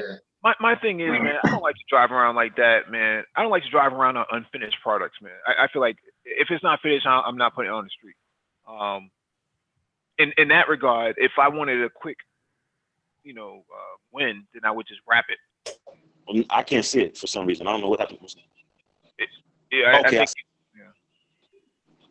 yeah. Have any interior shots of that vehicle? Let me go through it. Oh, here it is right here. Man, you need a hazmat suit just to get in there, man. I be honest. That interior, man. Yeah, that's what I'm saying. Looks a lot like the VW Beetle interior you got. Oh, here this dude goes, man. Oh. I would spend $50,000 on this just to do it over. I know it's gonna cost more, but I'm saying right out of my pocket, I'm dipping into the 401k and I'm pulling out $50,000 for that. There is no way in the world. It depends on what you want to do. Like if you want to go all original, you're gonna spend a lot of money. But if you're willing to, compromise on some of the parts, you could probably restore this car for about maybe $15,000 if you do some of the work yourself. I'm sending it. Yeah, I can see that, Super Triz. Agreed. Yeah, I'm sending it to Singer. You know, the guys who do Oh, the 911s or the air Oh crews. no, man, you gonna pay 50, 60 grand. Send it. No, Well, actually, send it to the singer. You gonna probably pay like 80 grand. well, it has to be done, bro. It has to be done. Singer do Datsuns? I thought they just did Porsches. No, there's been rumors about them working on a Datsun before. I'm not sure whatever happened to it. I know a couple years ago they were talking about that. Okay. Yeah, but Hey, there's other ones out there. You know who else may restore a Datsun, and they're not normally known for restoring Datsuns, but Icon. Okay. Oh, Icon. Because Icon does like Icon does the Land Rover Defenders. It does the Jeep Willys. It does the FJ Cruisers, and Oh, it does yeah. I seen they ad before in the ride report. You're right. Now they do like their resto mods are on another level, but they're gonna cost you. But if you want like the best work that I've ever seen, is from Icon, hands down. I would agree. Singer too. Go ahead. I would say Singer if you want something that has an authentic look. But I don't know. Icon is giving them a run for their money. If you go to Icon's website and look at some of their projects, they're giving Singer a run for their money. Yeah, I think there's a lot of new a lot of design studios now popping up after Singer. I know that Gunther Works did that 911 that Matt Farah drove last year, and that was pretty dope. Let me see if I can find it real quick. Yeah, I would agree with Super Triz. Okay, let me ask you, Ty. Is that Ty City? No, Ty City's not here. Triple X. I'm sorry, Triple X. Yeah, go ahead. Triple X. Yeah. Let me ask you this. So if you had that Datsun, right? If you had that Datsun and you're gonna modify or restore on that vehicle, like if you have to drive it on a regular basis, what's the first thing you're gonna try to restore? The first thing, if it was me, I would have to put some paint on it first. But the paint is supposed to be the last thing you do when you build in a car. Like, I mean, it depends. If I was gonna drive it and like have to start driving it immediately, I would do the paint first. Now, if I was treating it as like a garage project, the first thing I would probably do would be the interior, and then I would do the engine and the suspension and the front end work and all that stuff, and then I would do the paint. No, see me, I would do it opposite. What would you do? Okay, so the first thing I would do was find out where the actual paint is compromised. I will find out where the paint is compromised and just try to get it sealed so that way it doesn't get into the body as I possibly could. But then what I would do is, and then also because I don't know what part of the body I would have to modify, because depending on how I will restore it, like if I want to go with wider wheels in the back, I may have to modify some of the body. Yeah. Well, no, I ain't mad at that, man. That sounds like a plan too. When I said then paint, have to modify Bondo and then repaint it again. So I would try to just seal it up and then focus on the interior. Yeah. No, that sounds like a plan. I like that too, man. Yeah, when I said paint, I kind of meant with body work also, because that car still definitely needs some body work. Yeah, it has to be prepped right. But no, I get what you're saying on the seal. Definitely. But yeah, I agree with you, man. Icon, their work, man. I seen the Defenders. Wow. They did a white one. I'd love to have that. Hey, you know what? They did an old I don't know what it's called. I don't know if it's called a Dodge Power Wagon. They did some type of Dodge pickup truck. I mean, and when you see this, it's like a big Dodge pickup truck with like a different type of, it has like an older front like that. Look like the front is from maybe the 70s. Okay. The actual front end, but they put like a new engine in it. Like if you look at that vehicle inside and out, that is an example of how Icon is just changing the game, man. They doing some stuff on a whole different level. And then also Icon does rat rods. So like what you see with that Datsun, what they'll do is they'll kind of mimic it with a patina, but it'll be sealed. So it look like it's rusted out, but it's actually sealed. And it gives it like that vintage, like rat rod look for somebody who's looking for, because that's actually a genre. They call it rat rods. People who actually intentionally have vehicles that have that rusted and green and different color appearance on it, but the interior is pristine.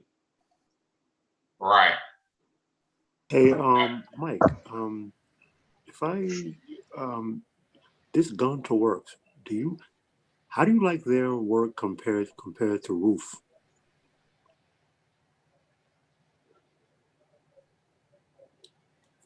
Mike? Let me roll out, man. No, y'all have a nice night. All right. Peace, MOT. Peace. So I would say, All right. What's the question, Paul? Go ahead, man. Yeah, I was just trying to ask Mike, how does he like the work by Gunter Works compared to Roof? Oh, that's a good question. Mike, I guess, stepped away. You want to tackle that? I was talking. I was okay. muted.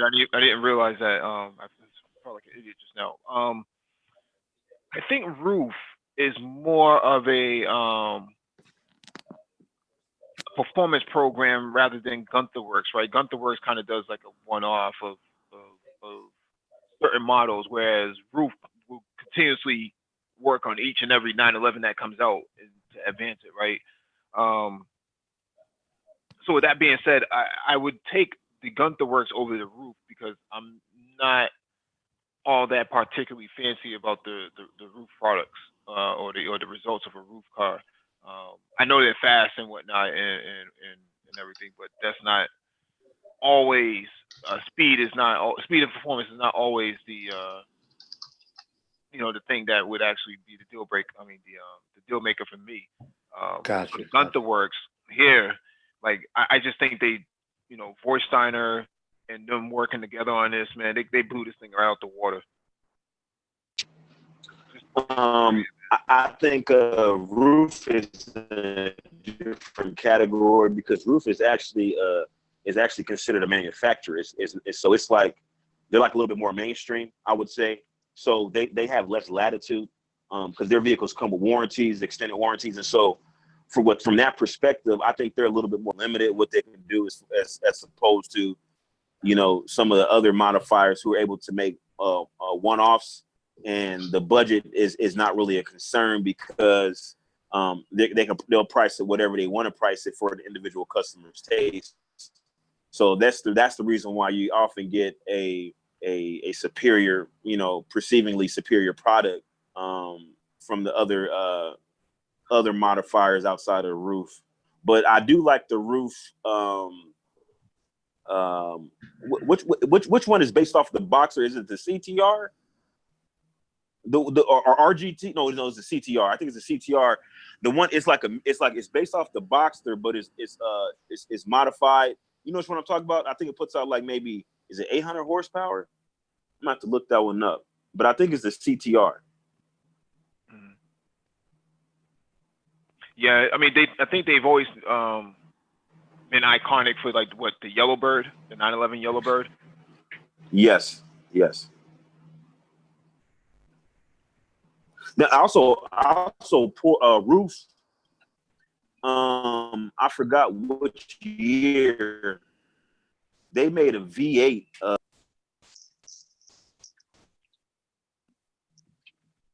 Super Shoes breaking up, or is it just me? It's the Roof CTR3 Club Sport. Okay. Yeah, look that one up, and you may rethink Roof. Mm-hmm. Roof CTR3 Club Sport.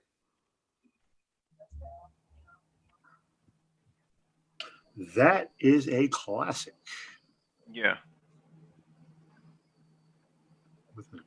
Yeah, those are resto mods. Icon does resto mods. Yeah. Now I'm more partial to the D110 personally. Okay.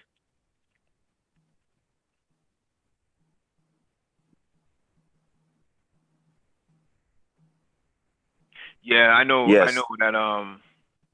Ralph Giles over at Chrysler is looking at this and saying, how do they sell this car for twice as much as a Jeep Wrangler? Hey, I got a question, fellas. Because this thing actually goes off road, climbing rocks and through the Amazon rainforest and things like that. Plus, it has a luxury interior, so that's why it manages to sell for twice the money of a Jeep Wrangler.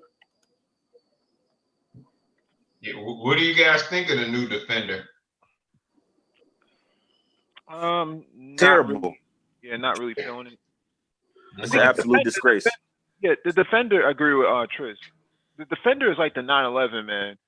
You really can't mess with the aesthetics and not expect some kind of consequence. I agree. Yeah. I agree totally. Yeah, that's half of the appeal right there. That old school boxy shape, that very utilitarian design language to it. And now If you're not gonna do it right, leave it dead. Now, there's a YouTuber named Sketch Monkey. I'm not sure if you guys are familiar with Sketch Monkey. So Sketch Monkey did a rendition of what he thinks the new Land Rover Defender should look like, and he actually did a very good job. It was a progressive design, but it's still okay. Sounds good. It still retained the design elements that made the Defender a classic. And so I think you need to if they wanted to change the Defender, it would have to be retro style, or else don't use the Defender name. And I'm real skeptical about even saying retro style because you still have to retain a lot of the elements. Now, what I would do, of course, I would have a modern interior, but the exterior should reflect the original. I agree with that wholeheartedly. Yeah, like the G-Wagon. Right. There you go. That's a good example of how they did update the design, but it's still instantly recognizable as a G-Wagon. Now, I'm not particularly a big fan of the new G-Wagon. I kind of preferred the older styling over it, but I mean, it still works. So I won't throw any shots at it. But I mean, I think that a lot of these manufacturers think that you have to have this progressive styling. But I mean, we see the Jeep Wrangler has remained relatively unchanged. They made square lights for a little bit, but they went right back to round. And they're still a seller, despite the fact that many people claim that their Jeep Wranglers are they're not very reliable as far as the engine is concerned. Yeah, I'm not gonna even ask Paul what he thinks of the interior of the current Wrangler. You already know, man. I know, man. But then Go ahead, Mike. Yeah, Mike. No, I was just going to say that I think that points into why Ford is bringing back the Bronco in the way that it's been sketched out. All squared up, utilitarian design, back to the 1970s or the late 80s. The design of it is looking very retro. Yeah, I think for one, Jeep in America, Jeep has just been able to do unbelievable in that segment with very little competition. I think GM had a real chance with Hummer, but when they had them, they went through bankruptcy, so they had to liquidate a lot of brands, and they lost them. And since then, I don't know. I guess the brand has just pretty much been lost. But somebody really needs to. I'm gonna see how the Bronco turns out, but somebody really needs to try to get in that segment and do something because it's wide open, man. Yeah, but I think the Hummer was was a bit too big and it was overpriced. I agree. Maybe 10,000 to 12,000 less, maybe even 10 to 15 less. I agree. if they showed up with a Hummer coupe, and Paul, to Hummer's credit, they did show up with a two-door concept coupe with a removable top. A year and a half before they went under, they did show up with it at the auto show because I seen it. And hey, as a matter of fact, Mike, Google Hummer two-door concept, and it'll come up. And to their credit, they did show that, you know. So I think they were trying to go in that direction, but yeah, they could have had that thing start in the 20s. They probably would have had a shot at the title, at least a shot.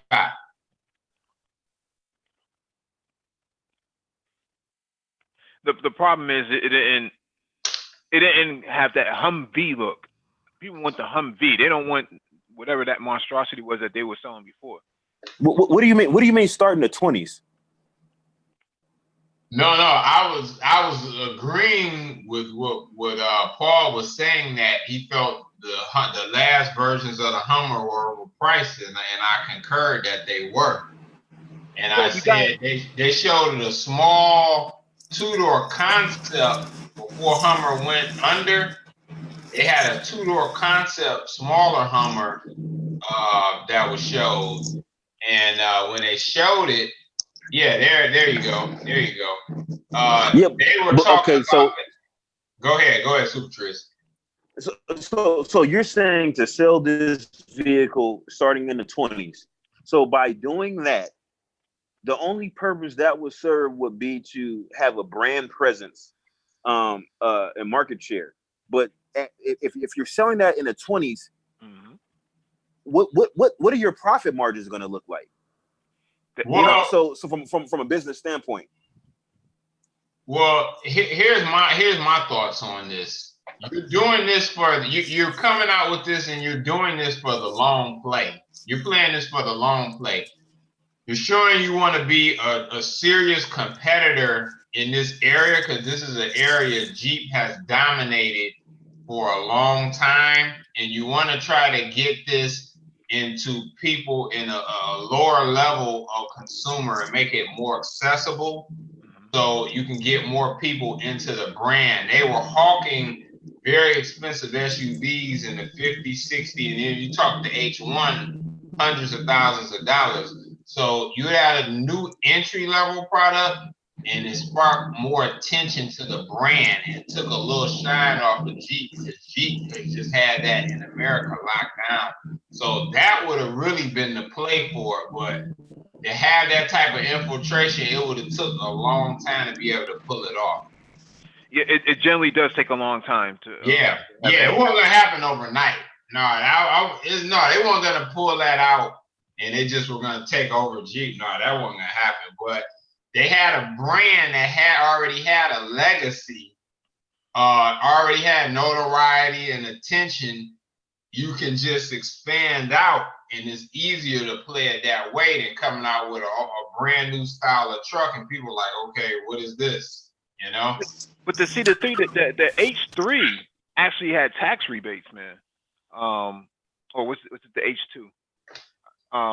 It's either the H2 or the H3. They had tax incentives on those. So if you bought one of those as a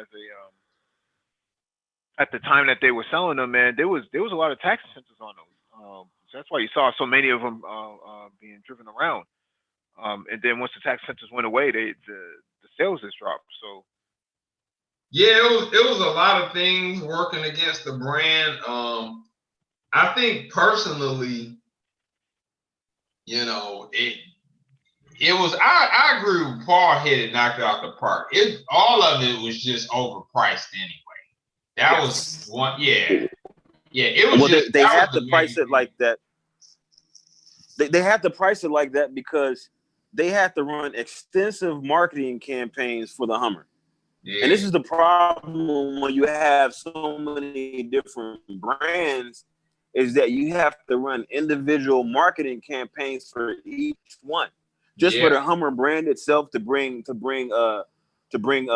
shine light on the Hummer brand, and then also for the fact that you know, that each individual, you know, really, I think that they would have been better suited, like combining the Hummer brand or assimilating the Hummer brand into like maybe even like GMC and like, because you know, like you could have a vehicle, a couple of vehicles in that lineup that departs from the conventional design language. I mean, when you really think about it, these are platforms shared with GMC they products were anyway. shared platforms anyway. Agreed. So what you could have done is you could have just assimilated Hummer into the GMC brand, and sell them alongside, the same showroom as GMC vehicles, but then just have this particular, like have this like as a particular line, like almost like you have a Denali line, you can have a Hummer line. And so that way you could save a significant amount of money on marketing. Yeah, I actually agree. Why they should have gave you a call, Triz? Well, you didn't answer the phone that day? Hey, Triz was at the gym. He missed the call. Well, no, I talked to him, but they didn't offer me enough beta mail coins, so it's like, Toyota actually came back with the FJ Cruiser for that very same purpose, and that got discontinued last year too, right, or a couple years ago. But and you know what, I think that was an excellent idea. The execution could have been a little bit better. But the fact of the matter remains is that now those FJ Cruisers, like when you look at the value retention of those FJ Cruisers, some of the highest value retentions after they de-seeded. Yeah. Because now the demand is actually still there for the FJ Cruiser. So if you got your hands on the FJ Cruiser, you good. Yeah. Because actually the underpinnings, I think they share underpinnings with the 4Runner, so it actually has some performance credentials off-road wise. Yeah, I agree with Triz on that. Yeah, they the value of those are still way up there, man. Yep. I seen one maybe like an 06 or something, man. It had like 150,000 miles. They still want almost 10 grand for it. So for FJ Cruiser? Huh? FJ Cruiser? Yeah. Wow. The value of those things are up there, man. The older one, Super Triz, is right about that. Yeah. It's the yellow one that everyone seems to want too. Everybody seems to want the yellow one. What do you guys think about, hey Mike, if you can scroll back up, what do you guys think about that 300C coupe concept to the far left, white? I think if they would have came out with, say, a convertible version of that coupe, man, that would have been a huge hit. What about this? The straight. I like it. I like it. I've seen a better concept version of the two-door coupe better than that. That looks nice. Well, now see that coupe right there. It looks like there's some type of Rolls Royce body kit, styling kit on it to make it look like a Rolls Royce or a Bentley. Because look at the rear lights. Look at the rear lights. Yeah, and the front. Yeah. Yeah. So yeah, how can I put this? To make a coupe is not as simple as just changing the doors on it. Like, right. and that's looked like it looked like that's what they did on that. All they did was just keep the exact same body and just make it 2 doors. So that's why it looks kind of weird. Yeah, they're going on stance cars. Look at the interior on that. Wait, hold on. I'm not going where you think. Oh man, come on. Hold on, bro. I'm not gonna go where you think I'm gonna go, bro. What I'm saying is that interior on that Hummer, that's 90% or about 85% of the interior of my Chevy Tahoe, and there is no reason that should be in the Hummer for all that damn money that they were charging. Yeah, you're right about it. That's what Doug DeMero said too. Doug DeMero has a whole video talking about that as to why the thing was a disaster. It's an embarrassment, and he's been in hundreds of cars, so he has a fairly good assessment of all of this. But you can get them for dirt cheap now. Yeah, of course. Yeah. I probably wouldn't mind putting some what do you call it, Fox Shocks on there and Tsunamis on there. Shots. Yeah. I agree with you, Paul. It shouldn't be, man. At that price for what they're asking. Yeah. Agreed. But that's I would GM. love to get my hands on an H1. Oh yeah. That would be bad. Yeah, you know, GM. Yeah. GM is known for doing shady stuff like putting Chevrolet Aveo parts in the Corvette. But you know, with the actual Hummer, it's difficult because the original Hummer was never a luxury vehicle, right? And so then they tried to reintroduce the Hummer as like almost like some type of in the class of luxury vehicles, like their price, you know, similar to Escalades and GMC Denali's. And so, but it's like, well, this is not a luxury vehicle. So where is the value in this? And there really wasn't. Exclusivity. That's the only thing they can actually sell it on is exclusivity. Yeah. And that didn't work either. You know, I feel sorry for all those people who bought them because it was basically just a Tahoe. I think like 85% Tahoe on there, and it had poor visibility, blind spots everywhere. Just a shameful vehicle. Now, would I buy one used? Hell yeah, I would. I've seen them on Craigslist going for $10,000. So, okay, but let me ask you this. Take All it right, easy. Triple X. Let me ask you this, Mike. All right, Lex. So when you buy your used Hummer, are you going to keep the 36-inch rims that come with it, or what? You know when you get it used, somebody gonna put 36-inch rims on it. No, I'm waiting. I'll go all the way to New Hampshire, make sure that it was owned by one of those conservatives. So. What is it with down south guys and those 80-inch rims? I'm not knocking it, but I don't get it. But hey, whatever. Yeah. To each his own. Yeah, to each his own. Travel safe, travel light. So Mike, can we also at some point we got to touch on that Bugatti because I got some more smoke.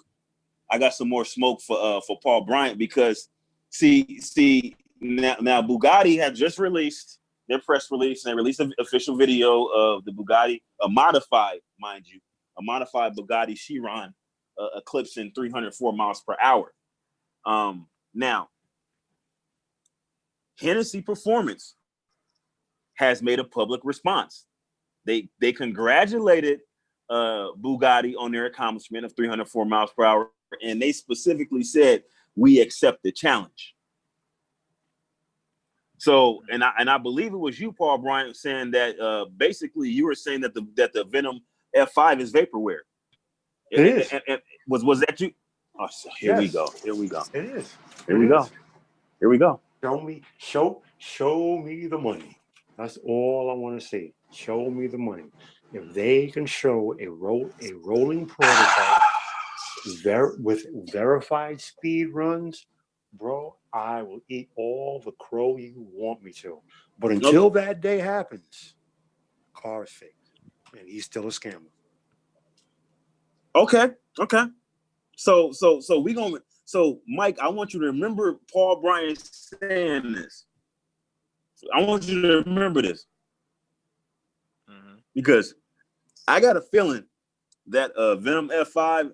I'm thinking that Venom F5 is going to hit at least, I would say 309 miles per hour. That's going to be my bet. What's the ETA?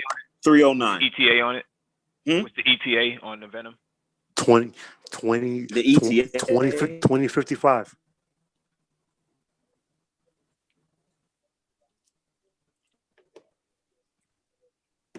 If you can hear me, Super Triz, we can't hear you at all. You're totally broken up. Oh, Jesus Christ! Here we go. No, I will say we will see. I would say summer of next year we should have F5 making his rounds on the track. You're breaking up again, bro. Hear me now? Barely. Hear me now? Not really. Is my voice coming in now? Yes, gotcha now. Okay, I think it was the earpiece. My bad. I would say like I'm guessing sometime this coming summer. We'll see the Venom F5 making rounds in the test track. Mm-hmm. All right. I've been hearing that for 5+ years now, but we'll see. All right, whatever. Well, I mean, because they were still able to sell the original Venom GT, the one that went 270 plus miles an hour. Oh, you mean the Lotus that they were using one customer's car parts to build another with a third party motor? Mm-hmm. Good job. I got you. Well, I mean, okay, so it was a modified Lotus chassis. That's it. It was a heavily modified Lotus chassis. They actually extended it, several inches. So it's to say it's a Lotus. Come on. The point here is, it's not a Hennessy vehicle. Everything about it is modified. The Chiron is a clean sheet design from the ground up. Whether the engineering is coming from Bugatti, Lambo, or Audi, or Porsche, everything is white sheet, ground up, in-house. Whereas Hennessy, the work may be done in-house, but I mean, come on, bro. But again, even with all of that said, until I see the car on the road doing speed runs, I stick with my original statement. It is fake. It is not real. If they can show verified speed runs, I will be the first person to say, you know what? I was wrong. But see, the thing about it is that, okay, so I'm going to give you an example of vaporware. Vaporware is the Devil 16. That's vaporware. Facts. That's vaporware for sure. But at least Hennessy has actually produced models. He's actually produced some of the original Venoms and sold them, and actually did confirm speed runs with them. That's the difference. Not the F5, bro. Come on, man. Yeah, well, the F5 was. Think about it. Like this is a small company doing ground up development on the vehicle. It's a small company, bro. You know what? Let me ask you something. How many pairs of sneakers or Air Jordans or Wheezys do you go through with all the backpedaling that you're doing? Come on, bro. They're tap dancing. I don't know. What are you wearing? Bruno Mali's? What are you wearing? $1,000 snakeskins or gators? I'm not backpedaling. I'm just giving an explanation, a ration. You know what? I'll say this. Bro, you a hater, man. Bro, I am wearing fisherman's waders because the amount of bullshit that is coming from your direction is knee deep right about now. Wow, man. All right, I need to shut this down, man. Thank you all for joining us, man. Hit that like button if you have not already done so, and be back tomorrow for episode 300 of the Black Brain Trust for Geopolitics.